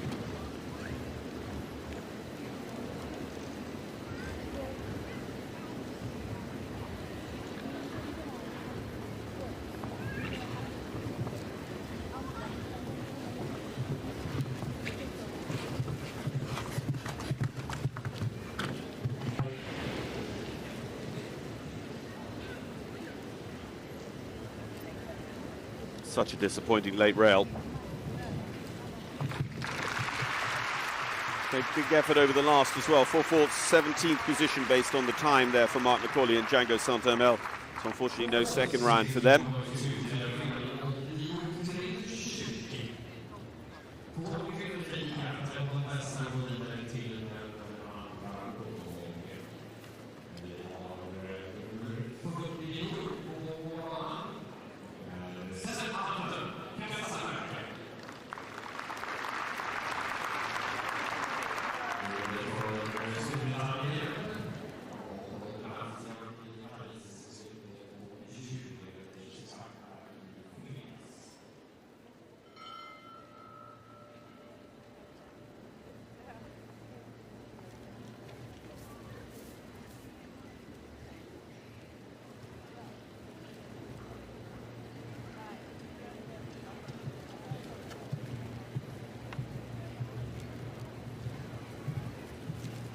So Sam Hutton, who jumped on that second place British team here on Friday. It's Casablanca H, the contour horse. Sam, who works with Abdel Said in his operation. He's been on the British Nations Cup team in Florida, in Wellington the last couple of springs.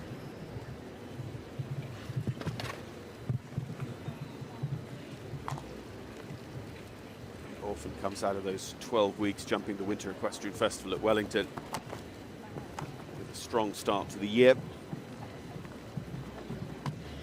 Not too many problems at the A element. It has mostly been the C element that has caught people out, if at all, in the triple combination line. It's Oxer, vertical Oxer, one stride, two stride. The makeup of that triple combination, and we're going to see that line as well in the second round, and at the end of the second round as well. They'll jump the defender vertical as 8 and then the triple combination as the 9th and last fence on the second round. So that line will be back in.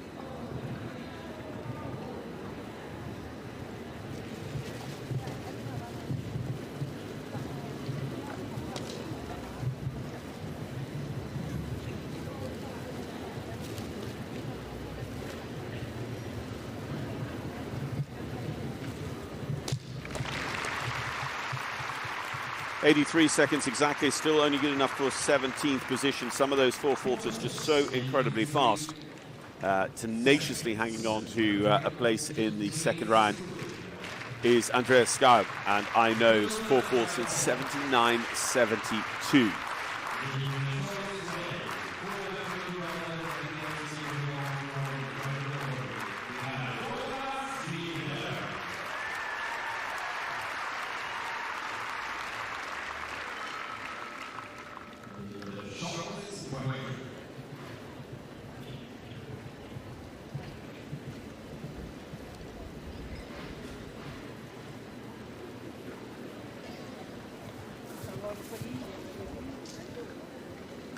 Douglas Lindelof on the silver medal winning Swedish team at the Gothenburg Europeans. He was the Europeans rider once again at Riesenbeck, and he has won one of these classes. He's won a 5-star Nations Cup Grand Prix on the Longines circuit at Sopot in the past, but he's not going to win today, unfortunately. 4/4 at the very first on the track here for Douglas and Charlie's Way.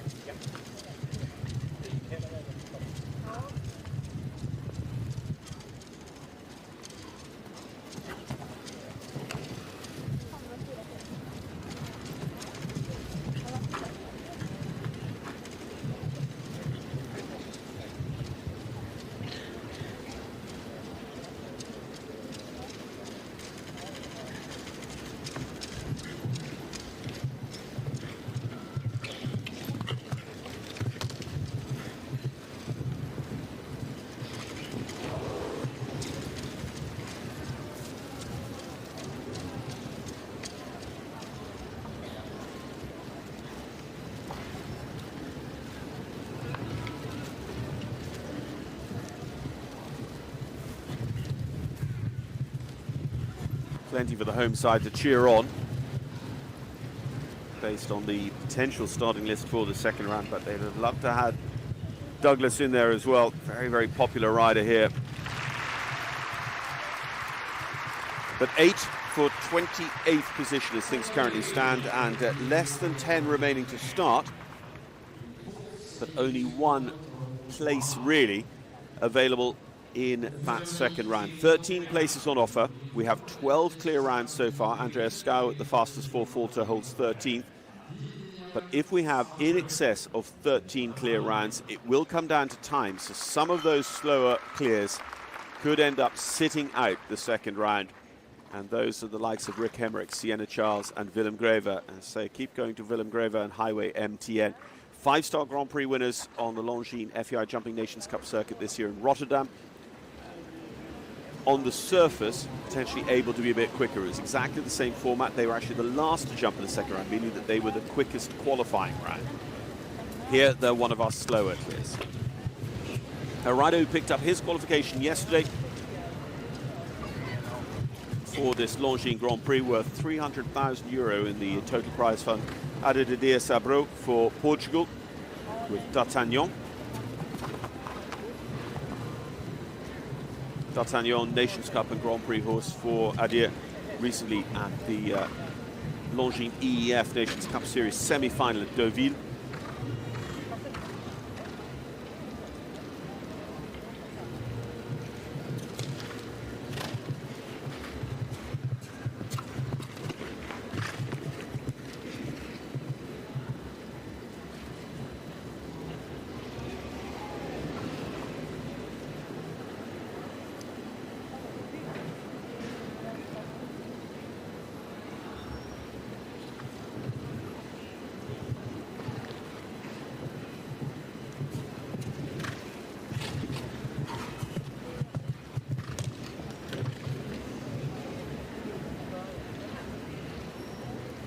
Now, this could be clear round number 13. How fast is it going to be? How competitive is it going to be? 84, 85, 74 goes into 12.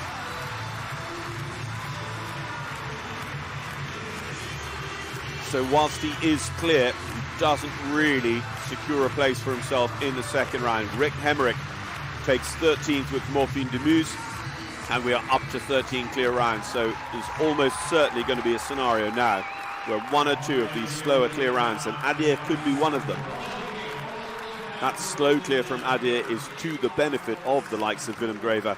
And just in front of Willem Greve on that list as well is Ralph Joren Bengtsson. So we'll be keeping a close eye to see who is in, who is out of the 13 for the second round. Of course, we need to jump a minimum of 49 for there to be 13. If we, for whatever reason, only jumped 48, there would only be 12 places. It's a strict 25% rather than a set number.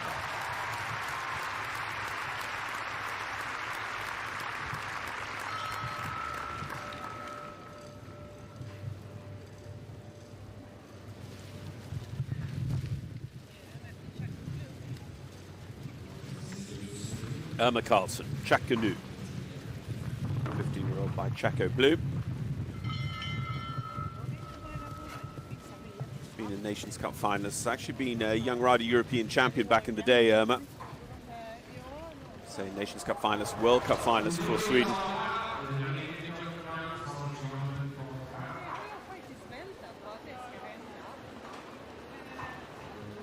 Just some high winds here. You can see that Longines fence had come down. They're going to get it reset. Probably try and pin and hoop it if they can as well. Just a tough start for Irma to be interrupted pretty much on her approach to the first, but I think you'd be happier not having started the timers at all rather than have your round stopped midway.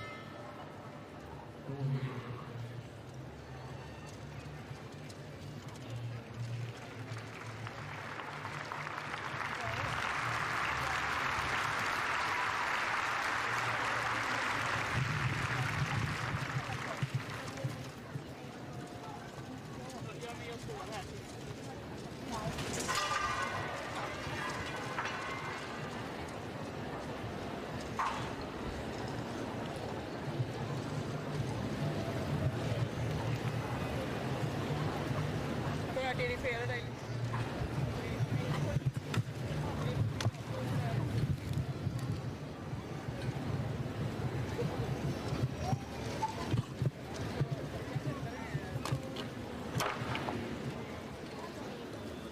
So riding the horse that she was on the Deauville Nations Cup team for Sweden and finished third.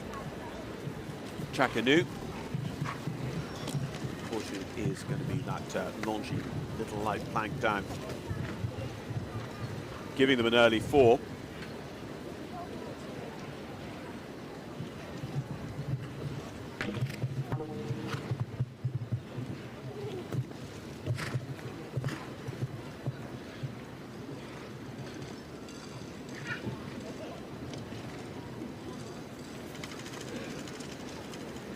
Meter 60 vertical prelude to the open water is down as well for Irma.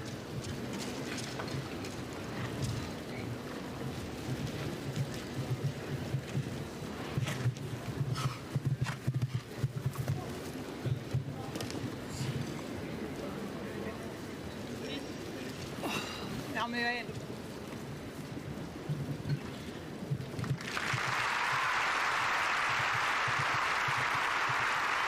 You just hear the popularity, the support for all the Swedish riders here at the home Nations Cup show. Irma Karlsson and Chakanu have 8 points in 84. So still 13 clears for 13 places.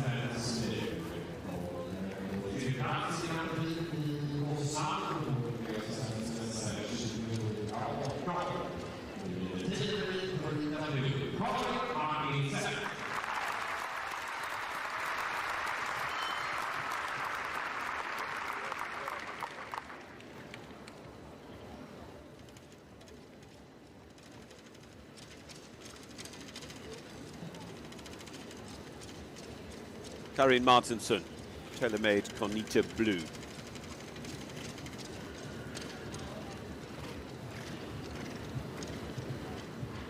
Nine-year-old Contagos horse.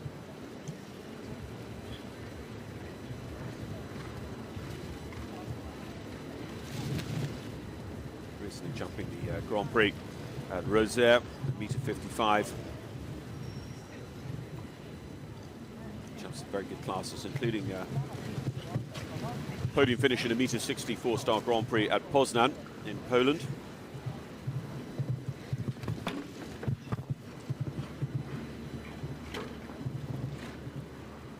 Touches both that third and fourth on the first real related distance on course. It's a clean jump over the defender.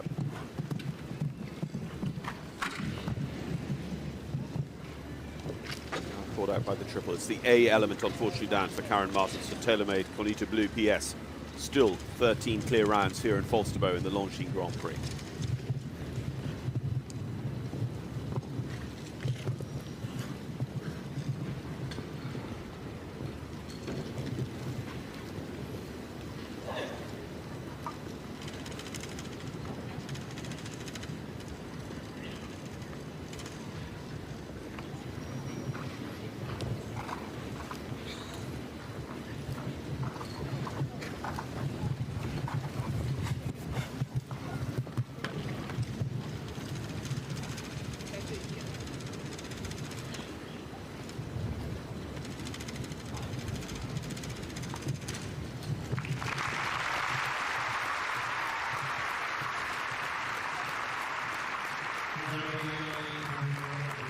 That time fall is going to cost them quite a few places on the ranking. 26th position, thanks to 4 for jumping, 1 for time there for Karin Martinsson and tailor-made Conita Blue PS.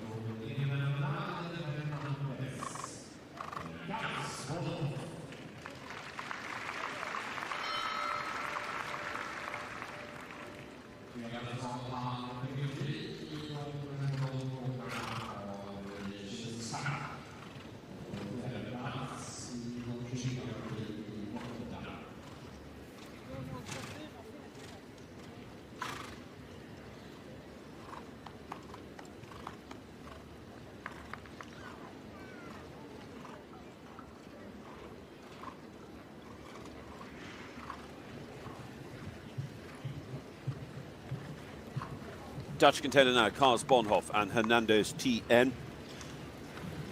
the Cannon bred owned by Team Nijhoff TN Suffix.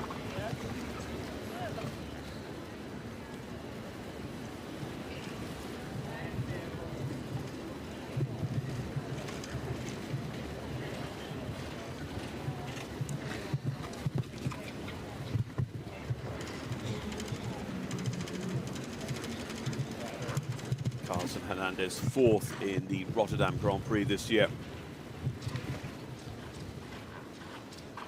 So they've got form, but a little bit like Willem Graver, it's that same thing of can they do the business, can they perform to the same high level on this second surface, having been so good on the artificial surface at Rotterdam and Kralingschabos.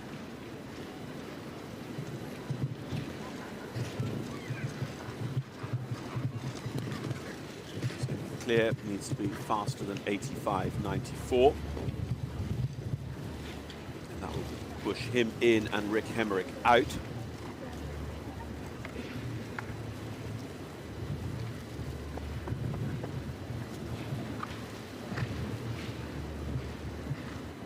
Carson Hernandez already in good form this week, jumped double clear in the Nations Cup here on Friday.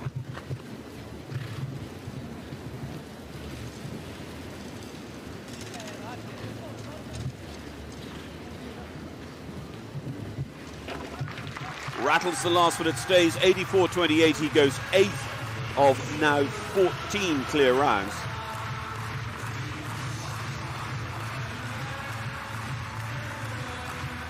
So disappointment, unfortunately, for Rick Hemmerich, who gets pushed out of contention for a place in the second round, and that will push him out of the prize money as well.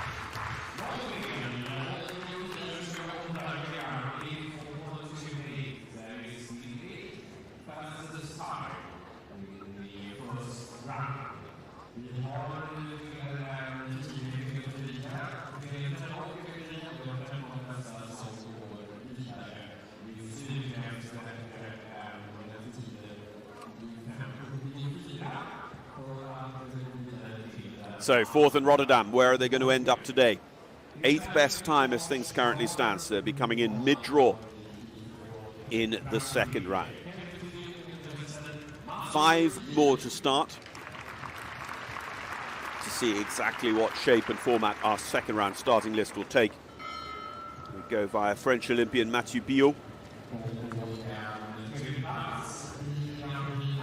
Mathieu Kelfilou.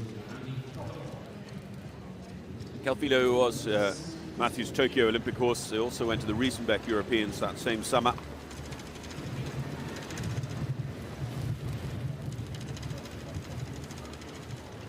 Part of the winning French team effort in the Nations Cup at Deauville.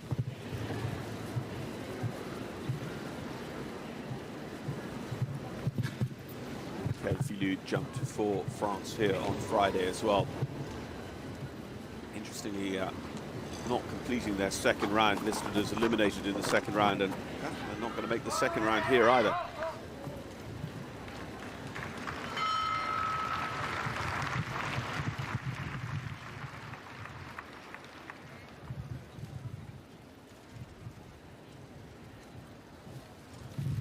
So he wasn't indicating he retired having had the rail. There was a problem at the end of the triple combination line. I think actually now he is just going to tip the hat to the jury. It's all a bit confusing. No, he's pretty definitely going out. I thought when he half signaled again, it was to say, no, I was telling you the course was ready, let's go. So Mathieu Biot, Kelfilou retiring on course. Mathieu just feeling that there's something not quite as usual there with Kelfilou. After those problems in the second round of the Nations Cup here as well.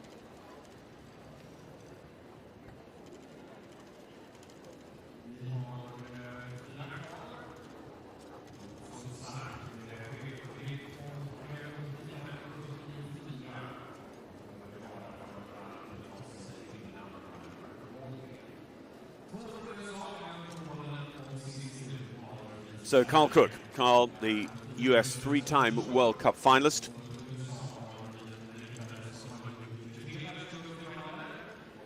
Jumped well, just the single pole down for his team in the Nations Cup here on Friday. Carl with Kalinka van Zorgvliet.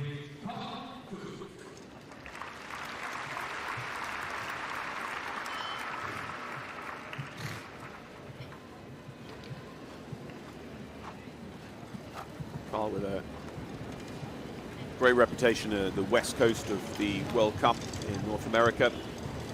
Very impressive 5-star victories also in Grand Prix action on the Major League Show Jumping Tour running over there in the Americas.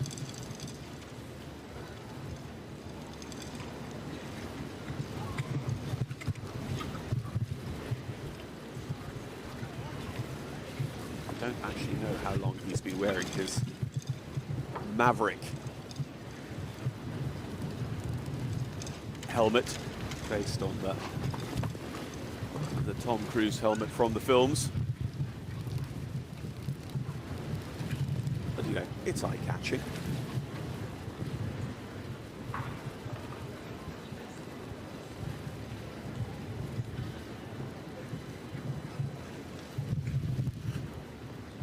The most important thing here, the focus and the concentration is on trying to be one of the clears, trying to be one of the faster clears as well. Old friend, the Silver Birch B element of that double after the open water catches out Carl Cook, and as we know now, nothing but a clear will do for a place in the second round. Last year, 12 places on offer, this year 13. Last year, 5 riders got through with faults. This year, clear round riders will have to sit out the second round. We have more clears than we have places. 82 on the clock for Carl, will go 19th. With 4 faults there for Kalinka van Zorgvliet.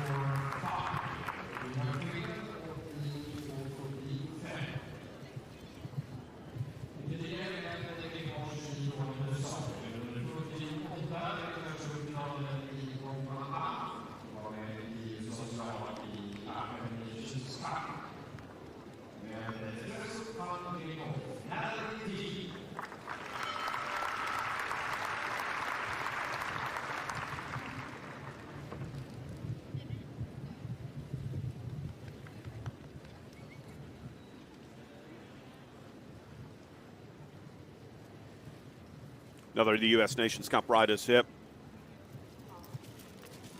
Natalie Dean. US have a good reputation actually in this Grand Prix several times in recent years, finishing one of their riders on the podium.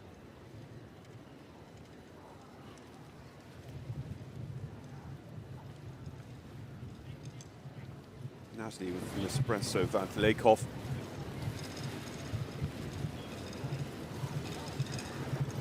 Rode a Cotter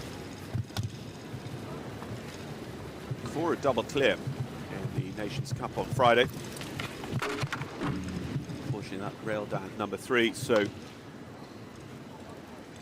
that is going to keep the US rider out. There is a US rider currently hopeful of a place after an incredibly fast clear round. Alessandra Volpi sits 6th best of our clears.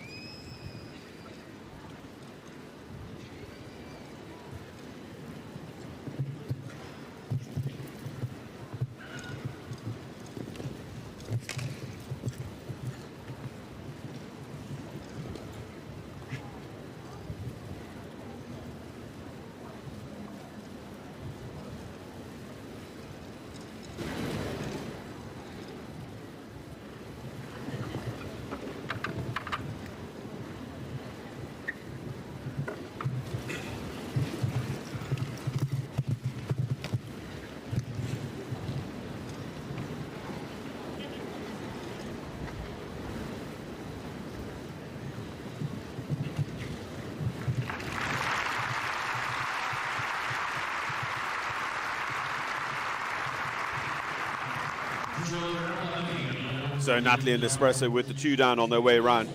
8 faults. Interesting, the time allowed really hasn't affected anyone on the 0 score. Last year the time was pretty tight because a couple of the riders who went through to the second round were doing so with time faults. This year, just a couple of riders who had a rail, probably knew at that stage that they were out of it, even though the competition was in its earlier stages. We didn't know we were going to get in excess of 13 clear rounds, but it felt like we might. So maybe just balancing and steadying and getting a good round of jumping into the horse rather than really trying to be super competitive. So they came home for faults and time faults, 4+1 in a couple of scenarios. Przemysław Konopacki. Przemysław for Poland. The Spartacus bred home run. Rode this horse on the Polish team in the Nations Cup on home soil in Sopot. And actually, they were top 10 in the Sopot Nations Cup Grand Prix as well. Meter 65 start.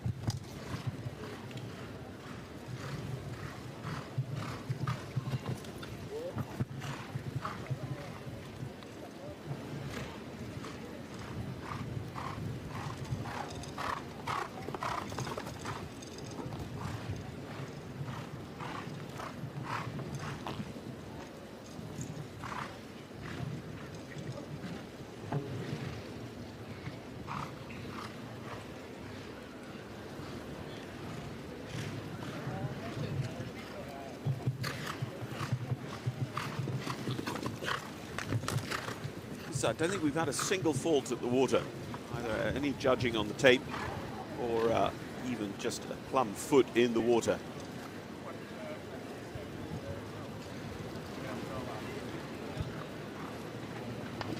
That was quite influential in the St. Gallen Grand Prix this year.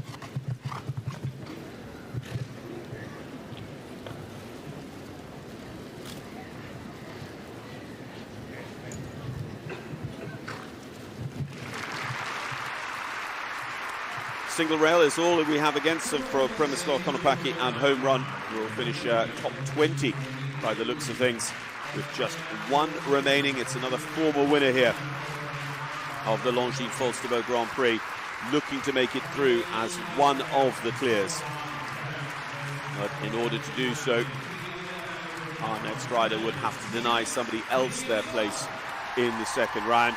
Rick Hemrick is out on a clear. The clear under pressure now is Adir Dias-Dabro for Portugal, clear in 85.74. As we welcome to the Falsterbo ring, Jens Fredriksson. Jens with Dierado's Rose Elite. Jens, who's very well placed recently in the Nations Cup Grand Prix of Rome. He was fourth there with Marcan Cosmopolit. Second with Marcan then in the Le Ball Grand Prix, just outside the top 10 with Marcan in the Aachen Grand Prix. We have the tone. I think we've got a fence down again.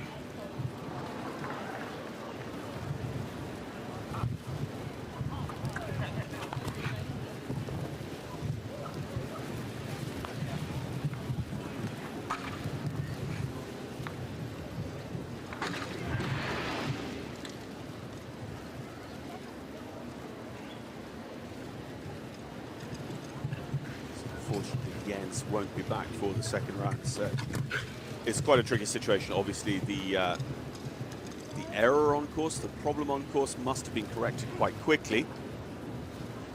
The backup timing will come into play in due course as well to make sure that we've got a correct time recorded for Jens.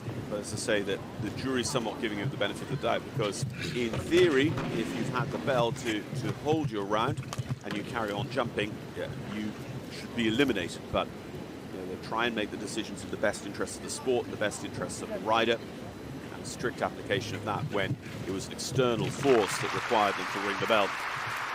And in a windy day, it may well be that Jens simply didn't hear it. There's his brother Peter. Lovely to see him. Peter has just been off the road for a couple of weeks, having been injured during the course of jumping in the Young Horse Series here at home in a couple of weeks ago, but very quickly released from treatment. And, hoping to see him back out at the top level of the sport quite soon. But Jens and Peter Fredriksson, two former winners here. Unfortunately, we won't see either of them in the second round to come of the Longines Grand Prix of Sweden here in Falsterbo for 2023. We ended up so nearly perfect. 14 clears for 13 places. So unfortunately Rick Hemerick did the best he could, but still not good enough to come back for the second round. But here are those that will. And they'll come back in reverse order. So the last to jump will be Evelina Tovek. Erika Lickhammer will jump late as well. Cohen Vareka and Casanova, Peter De Vos, Emanuela Camilli, Alessandra Volpi and Berlinda, who are so fast early on. Martin Fuchs, Conor Ye, Carl Sponhoff and Hernandez, Petronella, Ralph Joren, Willem Graver and Highway MTN, the Rotterdam winners. Sienna Charles and Stardust are going to make it through. The big result for her. Adir Diaz Diabro will be the first we see back, and Rick Hemerick there, as you say, unfortunately just going to miss out. Andreas Scout, Yuri Mansur, Elian Baumann, who was at one stage such a fast 440. Look how fast Andreas Scout went in the final analysis. Gianpiero Garofalo, good bit slower actually when you look at it, 82.04 versus 80.99. Then Carl Cook, Primishlov, Sam Hutton, Mark Macaulay, Abdul Said, Harry Charles. All of these riders are just a single unlucky rail somewhere around this Frank Rottenberger track. 4 faults taking us all the way down to Gregory Cotard and Cocaine Duval. Then the 5 faulters we were talking about a minute ago, Karen Martinson, Bliss Heers. And, you know, again, in both circumstances, not too far over the time. Amanda Landerblad, Loe Joppen, that little bit slower for them, 6 and 7. With the rail. Jens Fredriksen's 80 is the fastest 8-faulter, if that's any consolation, in 33rd position. And then the rest of the rankings, so on down the order. So the team here in Falsterbo are going to set up the second round course. Just take out some of the materials and open up some of the lines. You see that square purple-winged oxer there by the Devil's Dyke. That is going to be fence 7. That comes into the course. Peter De Vos there,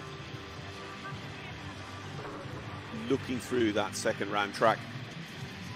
So don't go too far away. We'll have 13 come and take it on in just a short while to see who will be the victor and take the lion's share of a €300,000 prize fund in the Longines Falsterbo Grand Prix here for 2023.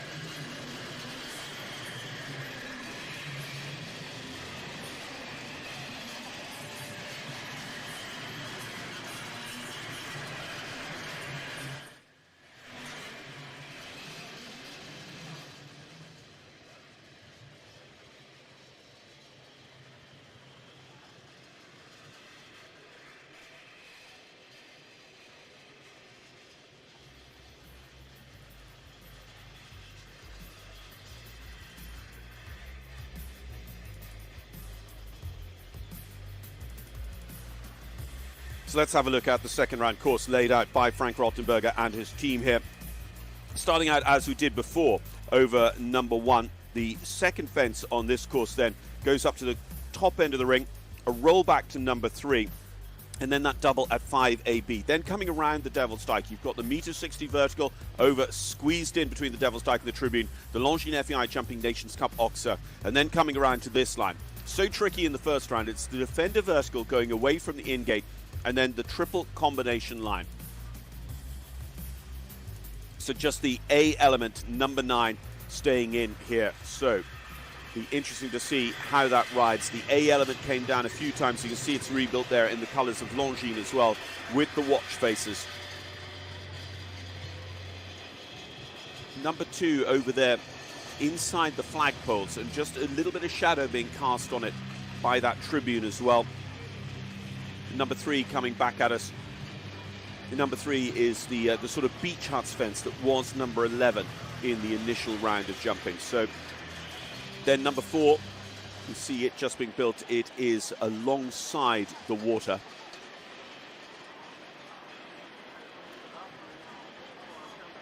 So that'll slightly change the approach to the double 5A, 5B, which was that tricky white and silver birch double in the first round.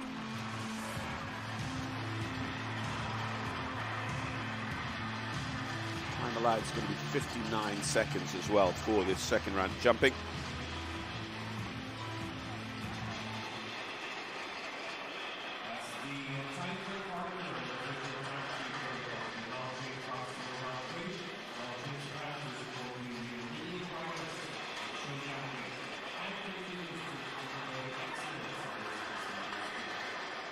So here is our start list.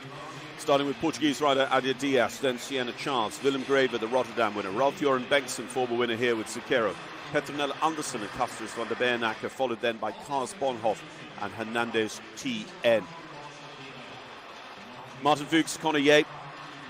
Martin's very good horse, won plenty of 5-star Grand Prix. Alessandro Volpi, Verlinda, and Manuela Camilli of Denza Oudeveld. Peter de Vos will follow in.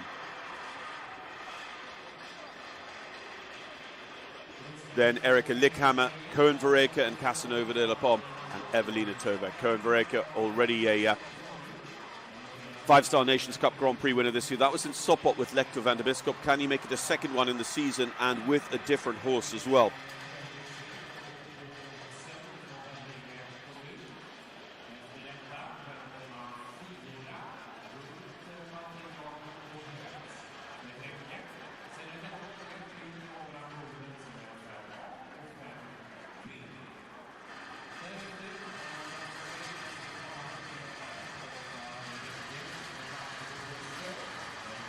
So the first few getting ready to come back to us. Sen är det galopp till nummer 8 från Prover. 62 nu. Sen då fulla och ner till från nummer 9. Och sen från Longines sista hindret i den andra omgången. Maxi 59 sekunder.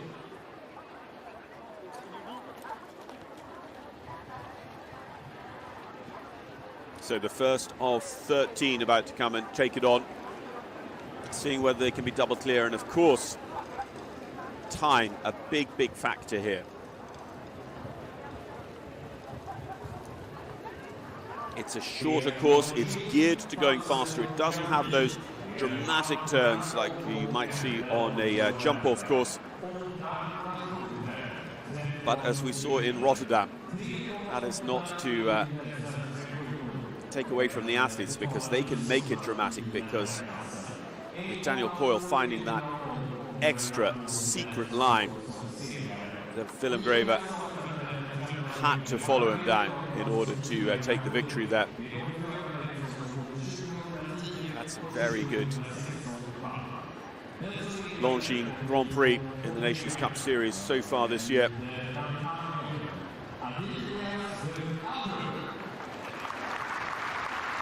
Harry Smulders, Cohen Vereka, Willem Graver taking the victories so far. Who is going to join them as the Falsterbo winner for 2023?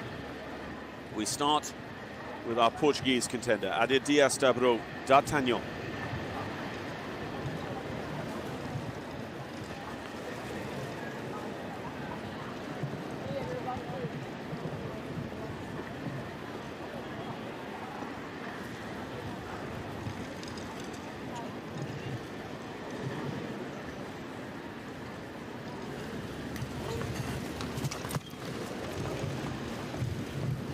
Fence alongside the water, and as you can see now, it gives them quite a different approach. He's quite ginger about that approach. I think Ade here being quite sensible, because you could easily end up top 5 with just a nice double clear if a lot of people are going to come in here and really challenge and end up having unlucky rails. So they've got to jump that on the turn a little bit. And then this feels like it comes up quite quick now, number 9. 51, 52 seconds, 59 seconds to time allowed. 52.24 for our first to go there, our Portuguese contender, Ade Dias Dabro.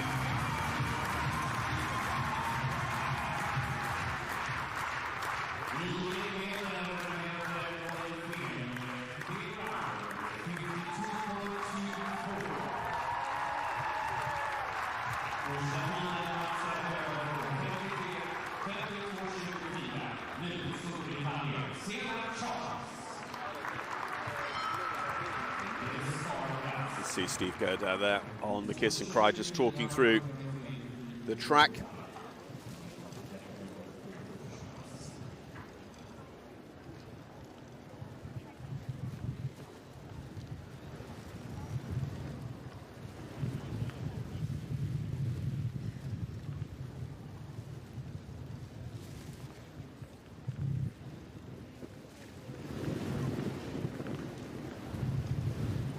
Charles. What a day it would be for her to be double clear.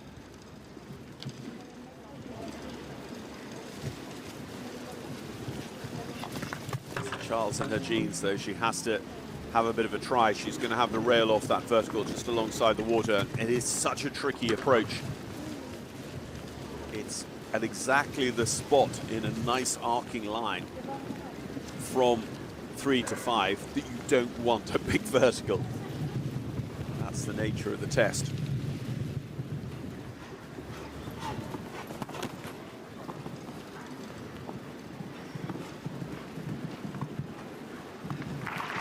A little bit faster than it did, but it is with the one down. 4 faults for Sienna Charles in the second round, but still bragging rights on the drive home, with brother Harry having the 4 faults in the first round.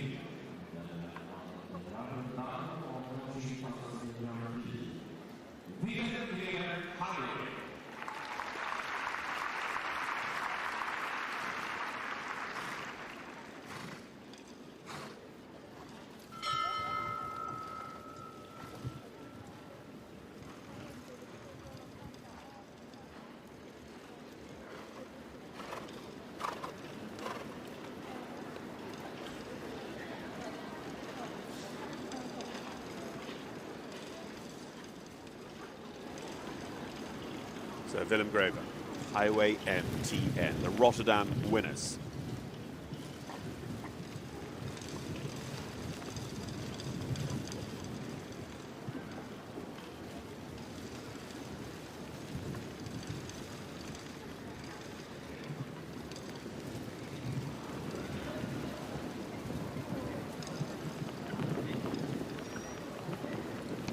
Tough. It's a big fence. The horses haven't seen it before. It is sitting there in the shade. It's a very blustery day here. You can see how quickly the arena, the clouds just scudding across, make it dark one moment, bright sunshine the next, but always that second fence of this second round track sitting up there in the dark under the roof of the public tribune.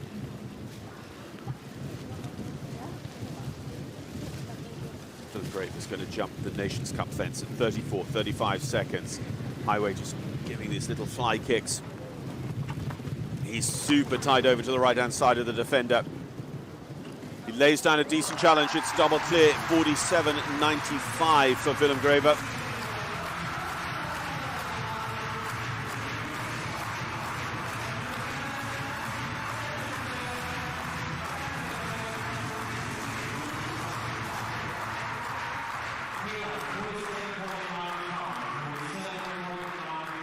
couple of different stories that could play out. This is one of them. We can have a rider take 2 Nations Cup Grand Prix in a year on the same horse.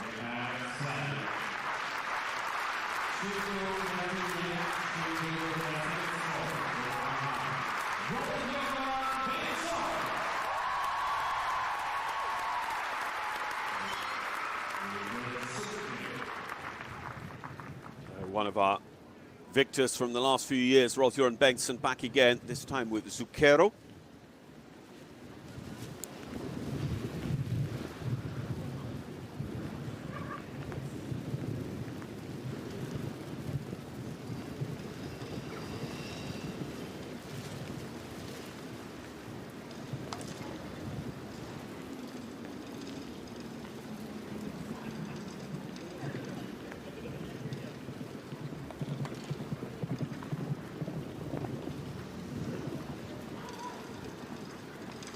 Again, was one of our earliest clears.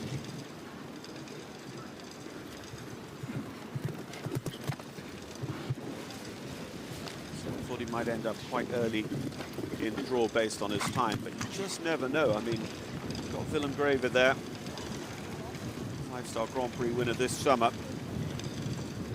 Now it's for everyone to beat him. Maybe the early draw meant that he didn't feel under such pressure from other people's times, and he was just able to go in, ride his own plan, and dare everyone else. Now, Rolf-Göran is a little bit further towards the centre, so he's maybe wasted a little bit of time. Yeah, he's down on time against Graver. He is double clear, 49.67, goes second. We've got 3 double clears. It's the Netherlands, Sweden, Portugal, as things currently stand, on top 3 here in Falsterbo.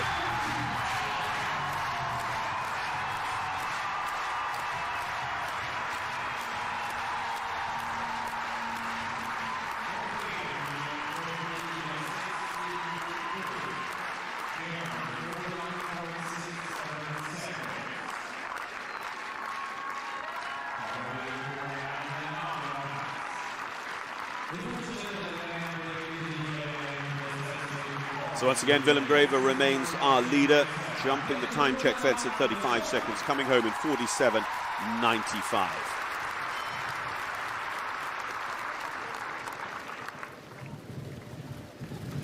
Well, the earliest clear round, the first clear round of the day, went to Petronella Andersson.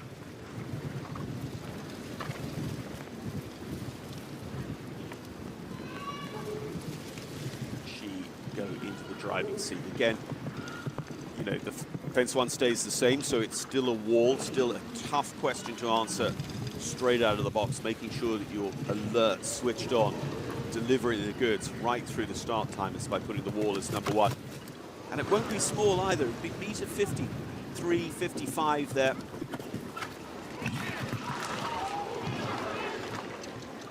Answers the question of the double. Ah! So that's a refusal and disturbance.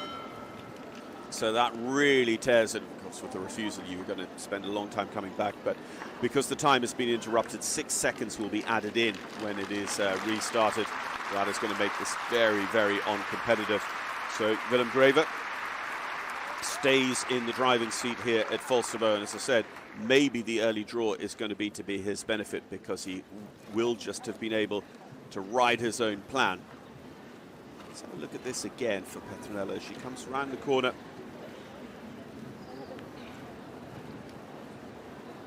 And it might just be that the horse felt a little bit uncomfortable in there. There's a channel not really very much wider than the fence created by the ring on one side, the barrier of the Devil's Dyke on the other from the Derby track. Let's see what Petronella does, whether she's going to carry on and lay down a score. I imagine she probably will. She definitely, unless the horse is really uncomfortable and not enjoying it, she'll be quite keen to get this fence jumped.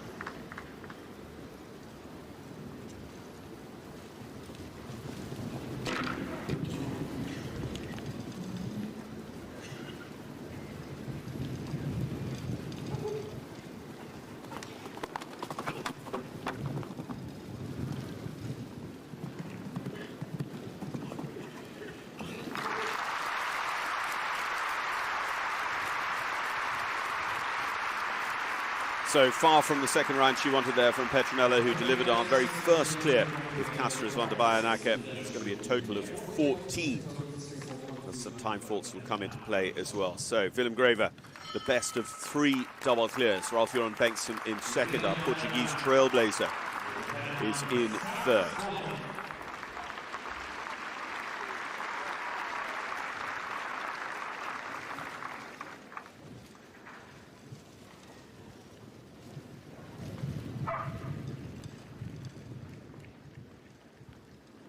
After 5 rounds there, we see Sienna Charles in fourth with her 4 faults. Ada Diaz, Ralph Joran Bengtsson, Willem Graver are 3-2-1 with double clear rounds. 47.95 the time to beat. We go to Carl Bonhoff, Hernandez, T.N.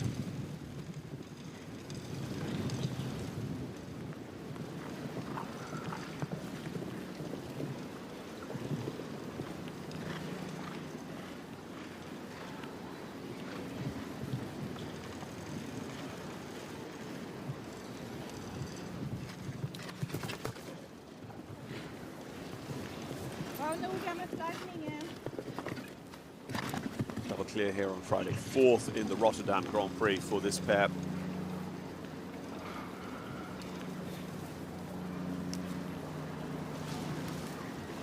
Slower than Willem Graver. 38.39 seconds. Willem was jumping that purple box wing fence, the Longines FEI Jumping Nations Cup fence. At 35 seconds, he came home in 47.95. This is Carl Bonhoff coming home in 52.98 with Hernandez to go into 4th place of our now 4 double clears. But what a week of jumping for this pair. Double clear for their country in the Nations Cup on Friday over those 2 big meter 60 courses. And here, 2 rounds clear as well in the meter 65 star Nations Cup Grand Prix of Sweden.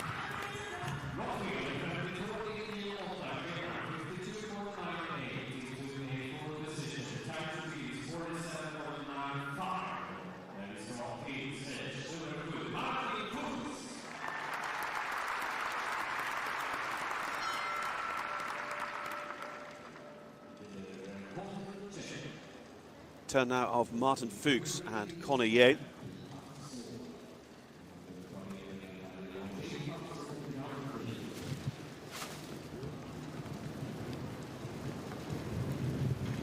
Connor Yane, the St. Gallen Nations Cup Grand Prix winner.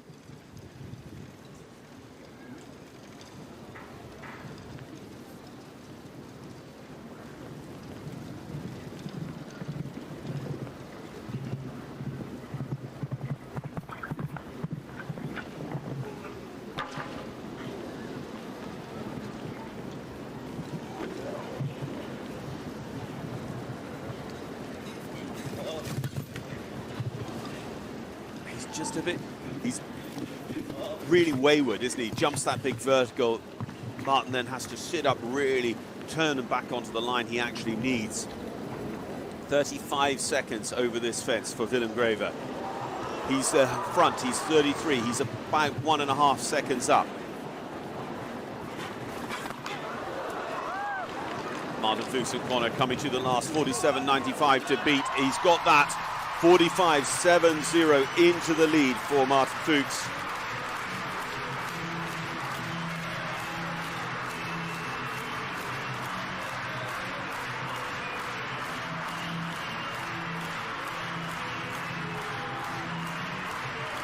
Martin has celebrated his birthday here during the course of the week at Falsterbo.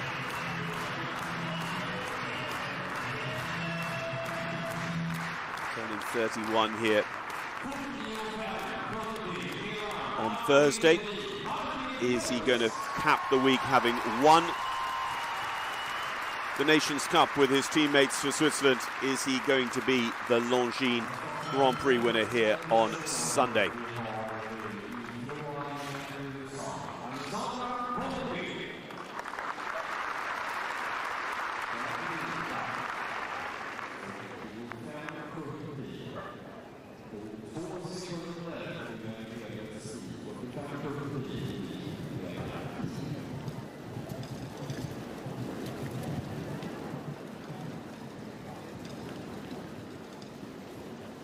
So go on, the first challenger, Alessandra Volpi and Belinda.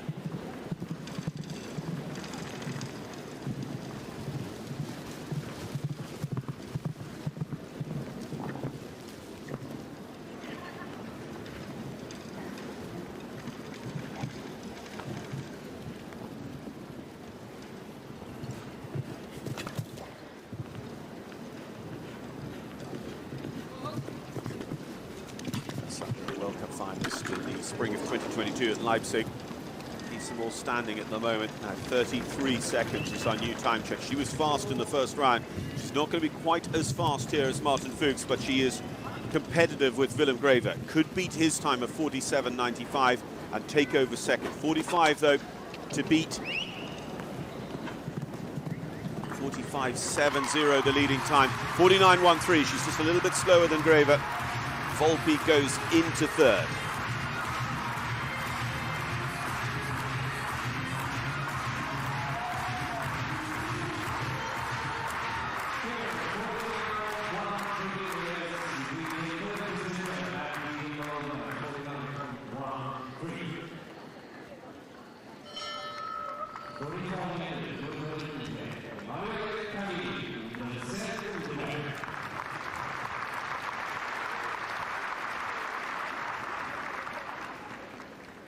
So Martin Fuchs, Willem Graver, Alessandra Volpi are top three at the moment. Double clear for Ralph Jorent for fourth and Adia Diaz in fifth.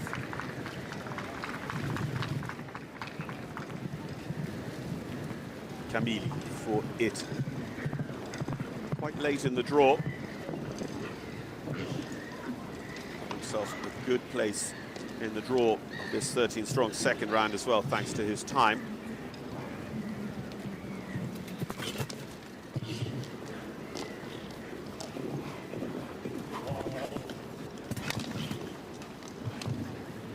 See how they're all just struggling a little bit at the pace they want to be at to find a real nice natural line down to that double, but it's jumping pretty well. 34-35 seconds. This again feels a little bit behind Martin Fuchs, but Willem Graver might be under pressure again.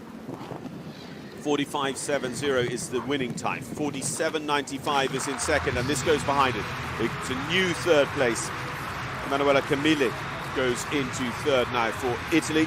So it's Switzerland, the Netherlands, Italy with our top three scores as we go up to 6 double clears.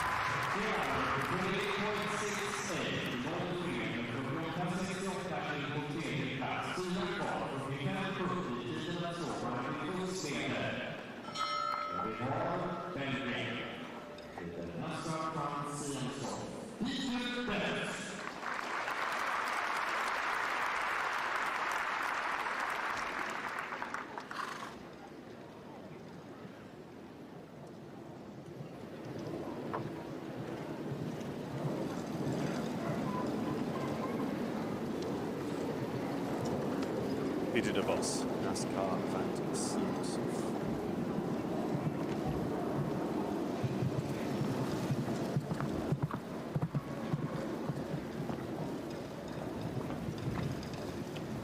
NASCAR Peter's horse in the Rotterdam Grand Prix. Pulls the rail out of the beach huts there, going back up the length of the ring. So that puts them on the back foot against all of the double clears. It's Martin Fuchs remains our leader here in Falsterbo.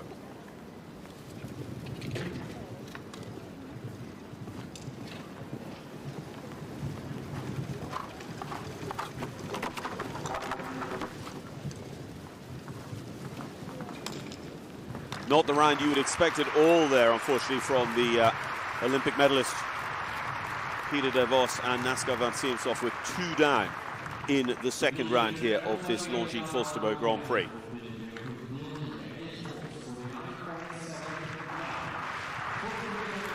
Three to see, 2 of them for Sweden.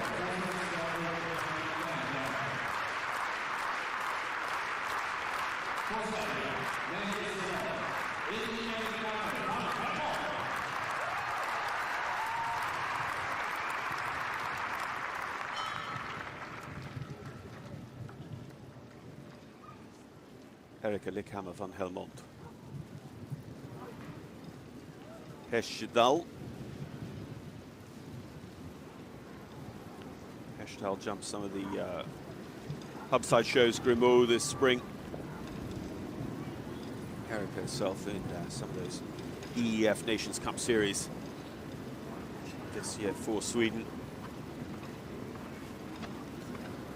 Wood finishing on the podium, winning perhaps this Grand Prix, change some of the plans that Henrik Anker-Krona has around his squad for the European Championships this summer in Milan San Siro in early September.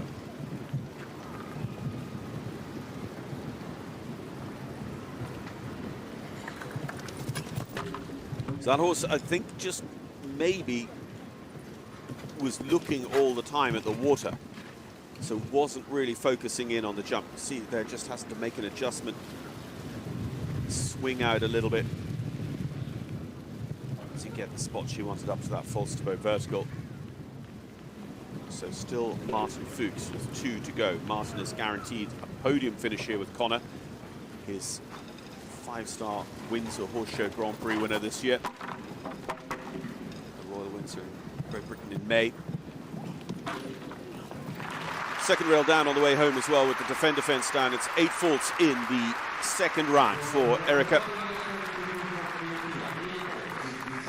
Erika Lickhammer von Helmond. Down the order in our 13-strong second round, goes into 10th place, having seen 11.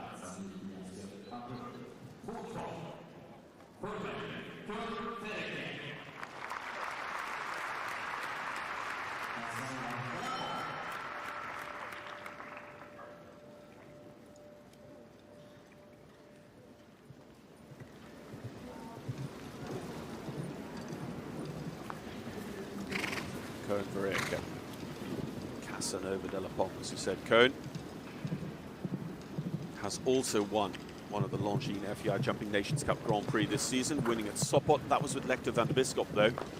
So whilst Willem Graver can no longer make it 2 in a season with the same horse, Cohen could make it 2 in a season in his own right.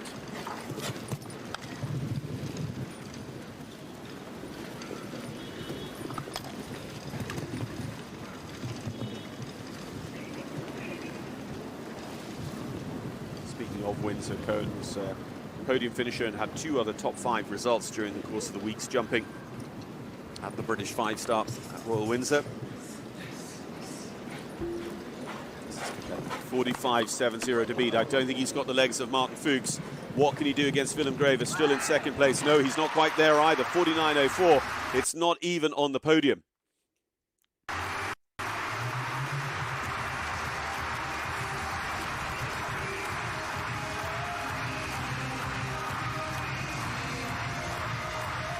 Martin Fuchs, Willem Graver and Manuela Camilli are top 3, and going into 4th place then is Cohen Verreke. So it leaves us with just 1 horse and rider combination to go to see whether it will be a Swedish win. They've been lucky enough with home wins here in this Grand Prix, most recently Peter Frederiksen and H&M all in.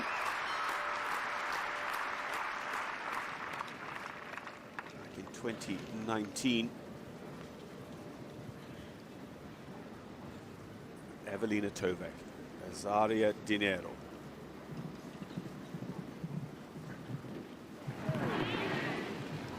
And a brick out of the wall.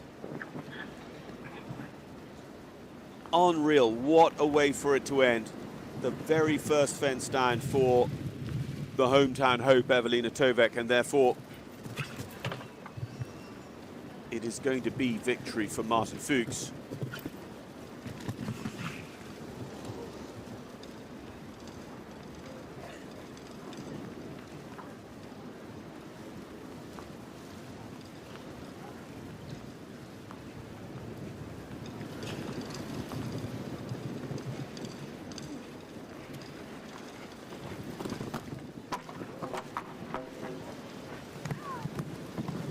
One down on the way home as well, so that is tough.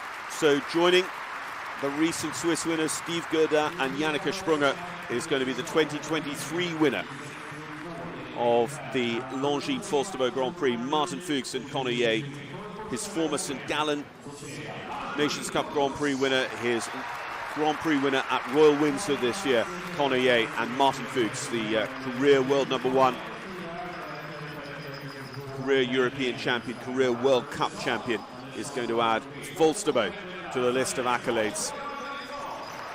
As I say, having been on the winning Nations Cup team here on Friday, celebrating his birthday here this week as well, it is now victory in the Longines Grand Prix of Sweden here at Falsterbo for Martin Fuchs and Conor Ye. Willem Greve and Highway second, the Rotterdam winners stamping their form. Emanuela Camini, Cohen Verreke then behind them with the double clear. Alessandra Volpi double clear, Rolf Joren double clear, Adir Diaz double clear, as was Kars Bonhoff.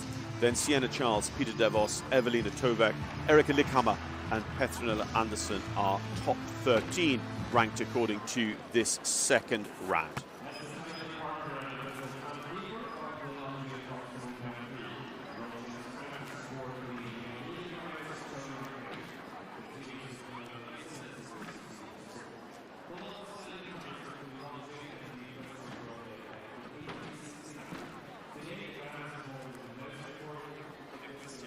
So massive congratulations for Martin Fuchs as he starts to get into the spoils of war, as it were. Television interviews with SVT, tremendous supporters of equestrian sport on their home channel, SVT. And we will look forward to the award ceremony here that will bring the 5-star tour to its conclusion here at Falsterbo with that tremendous win for Switzerland in the Nations Cup. Tremendous win for Switzerland in the shape of Martin Fuchs in the Longines Grand Prix. And one of the other feature classes at Falsterbo every year is the Falsterbo Derby, and that was a tremendous win for Switzerland as well, because it was Steve Gerda who took victory there. Steve riding in more and more of those Derby classes and picking up plenty of good results in them. So that concludes our week of sport here from Falsterbo. I hope you've enjoyed joining us, whether it was for the Nations Cup, this Grand Prix, or for the FEI Dressage Nations Cup classes this morning as well. And we'll look forward to bringing you more coverage as the Longines FEI Jumping Nations Cup series continues onwards to Hickstead in Great Britain, and then subsequently to its last European Div 1 leg before the finals at Dublin, the RDS in Ireland, for the Longines FEI Jumping Nations Cup of Ireland in early August. But from all of us, we'll leave you with footage and coverage of the award ceremony coming up, where we'll be saluting Martin Fuchs's prestigious victory here in the Longines Grand Prix. But otherwise, it's goodbye from us, and have a great and safe week, whatever you're doing, before we catch up again.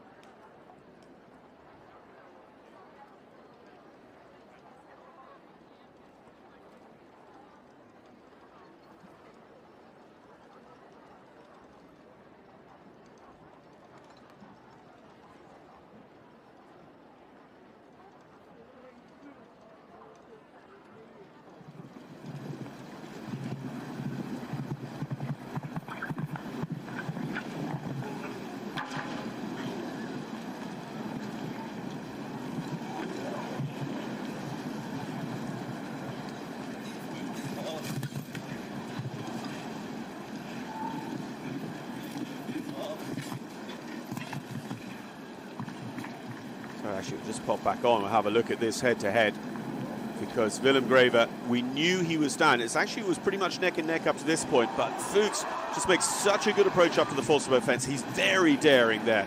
You see that Greve's horse just takes those little fly kicks as well, wastes a little bit of time. He is way behind here, and then it does come down to, it felt an awful lot longer than the 1.5 seconds it will finally be, but Willem Greve, winner of Rotterdam, is going to be second here And it was a great head-to-head in Rotterdam as well, but Martin Fuchs is the runaway winner here in Falsterbo.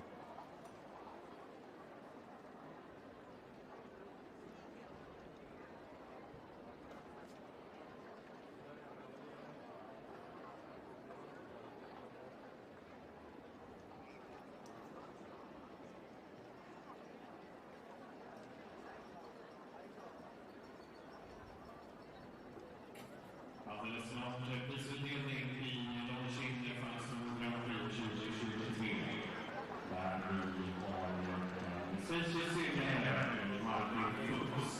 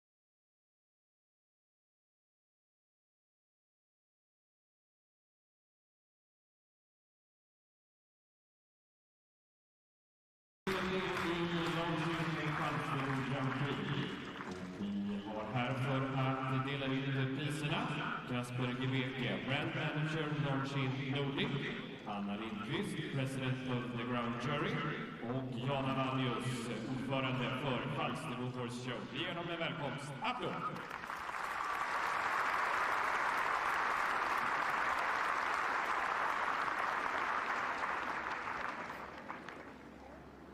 For the first time, the winner in the Longines Grand Prix, Martin Fuchs!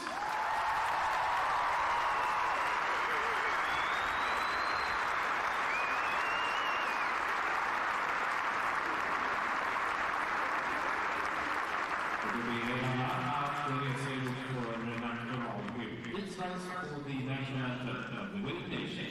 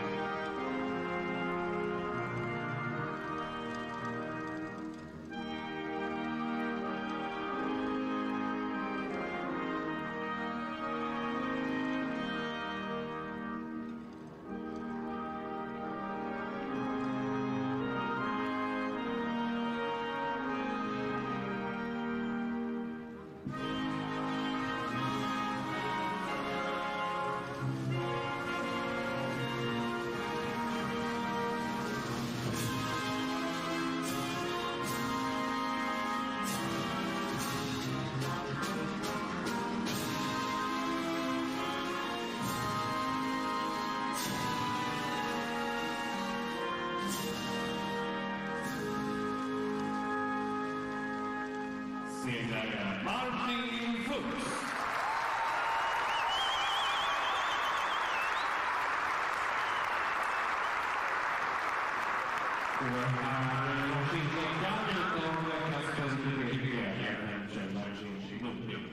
Han får dessutom till sättet 30 miljoner, det är champagne och det är 1,2 miljoner svenska kronor i prispengar.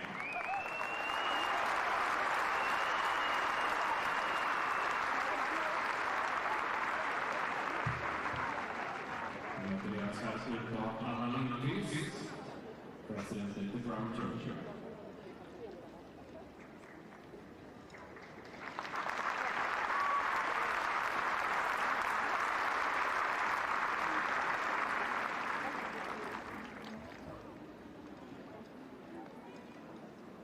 Av Jan Magnus, ordförande för Falsterbo kyrka.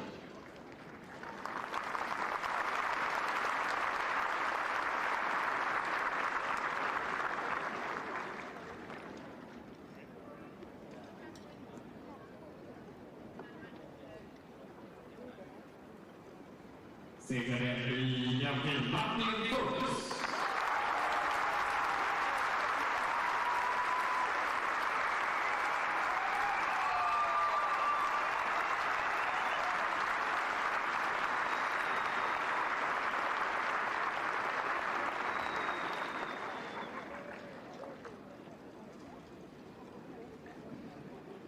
På en andra plats ifrån Nederländerna, William Greve.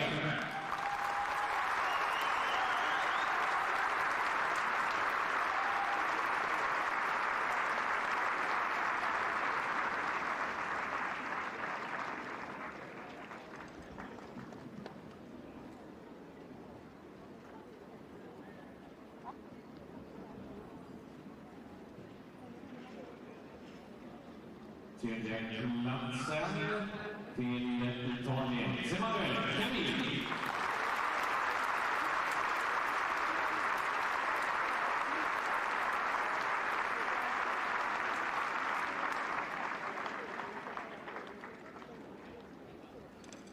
På fjärde platsen från Belgien. Björn Fredrik.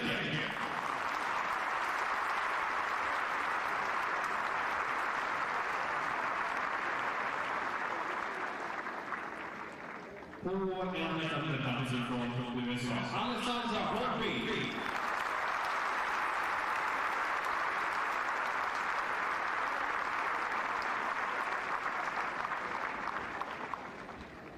På sjätte platsen, till Sverige, Göran Bengtsson.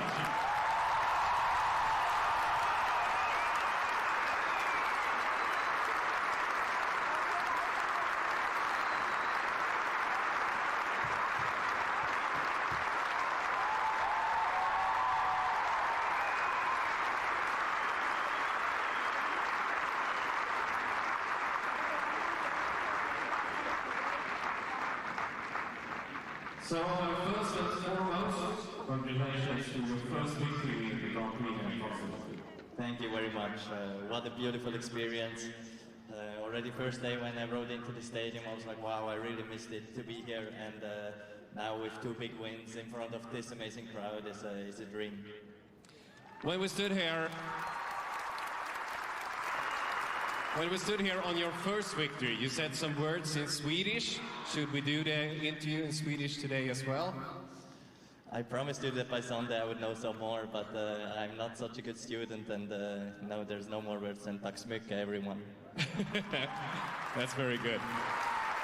I think for at least myself and I think as well as the crowd, when you jumped over fence number 7 in the second round, I had no air left. Did you have any air in your lungs when you jumped over it? It was an amazing jump. Yeah, I really have to say this horse, Konache, is so special. He's a phenomenal jumper, and he really gave everything in this jump off. I don't think there's many horses that could have jumped this fence with so much risk. I was so far away, and we have a great partnership, and I'm really happy to be able to ride a horse like that, and even happier that my owner Adolfo Juri is here supporting me, and it's a beautiful victory for the two of us together. Congratulations once again.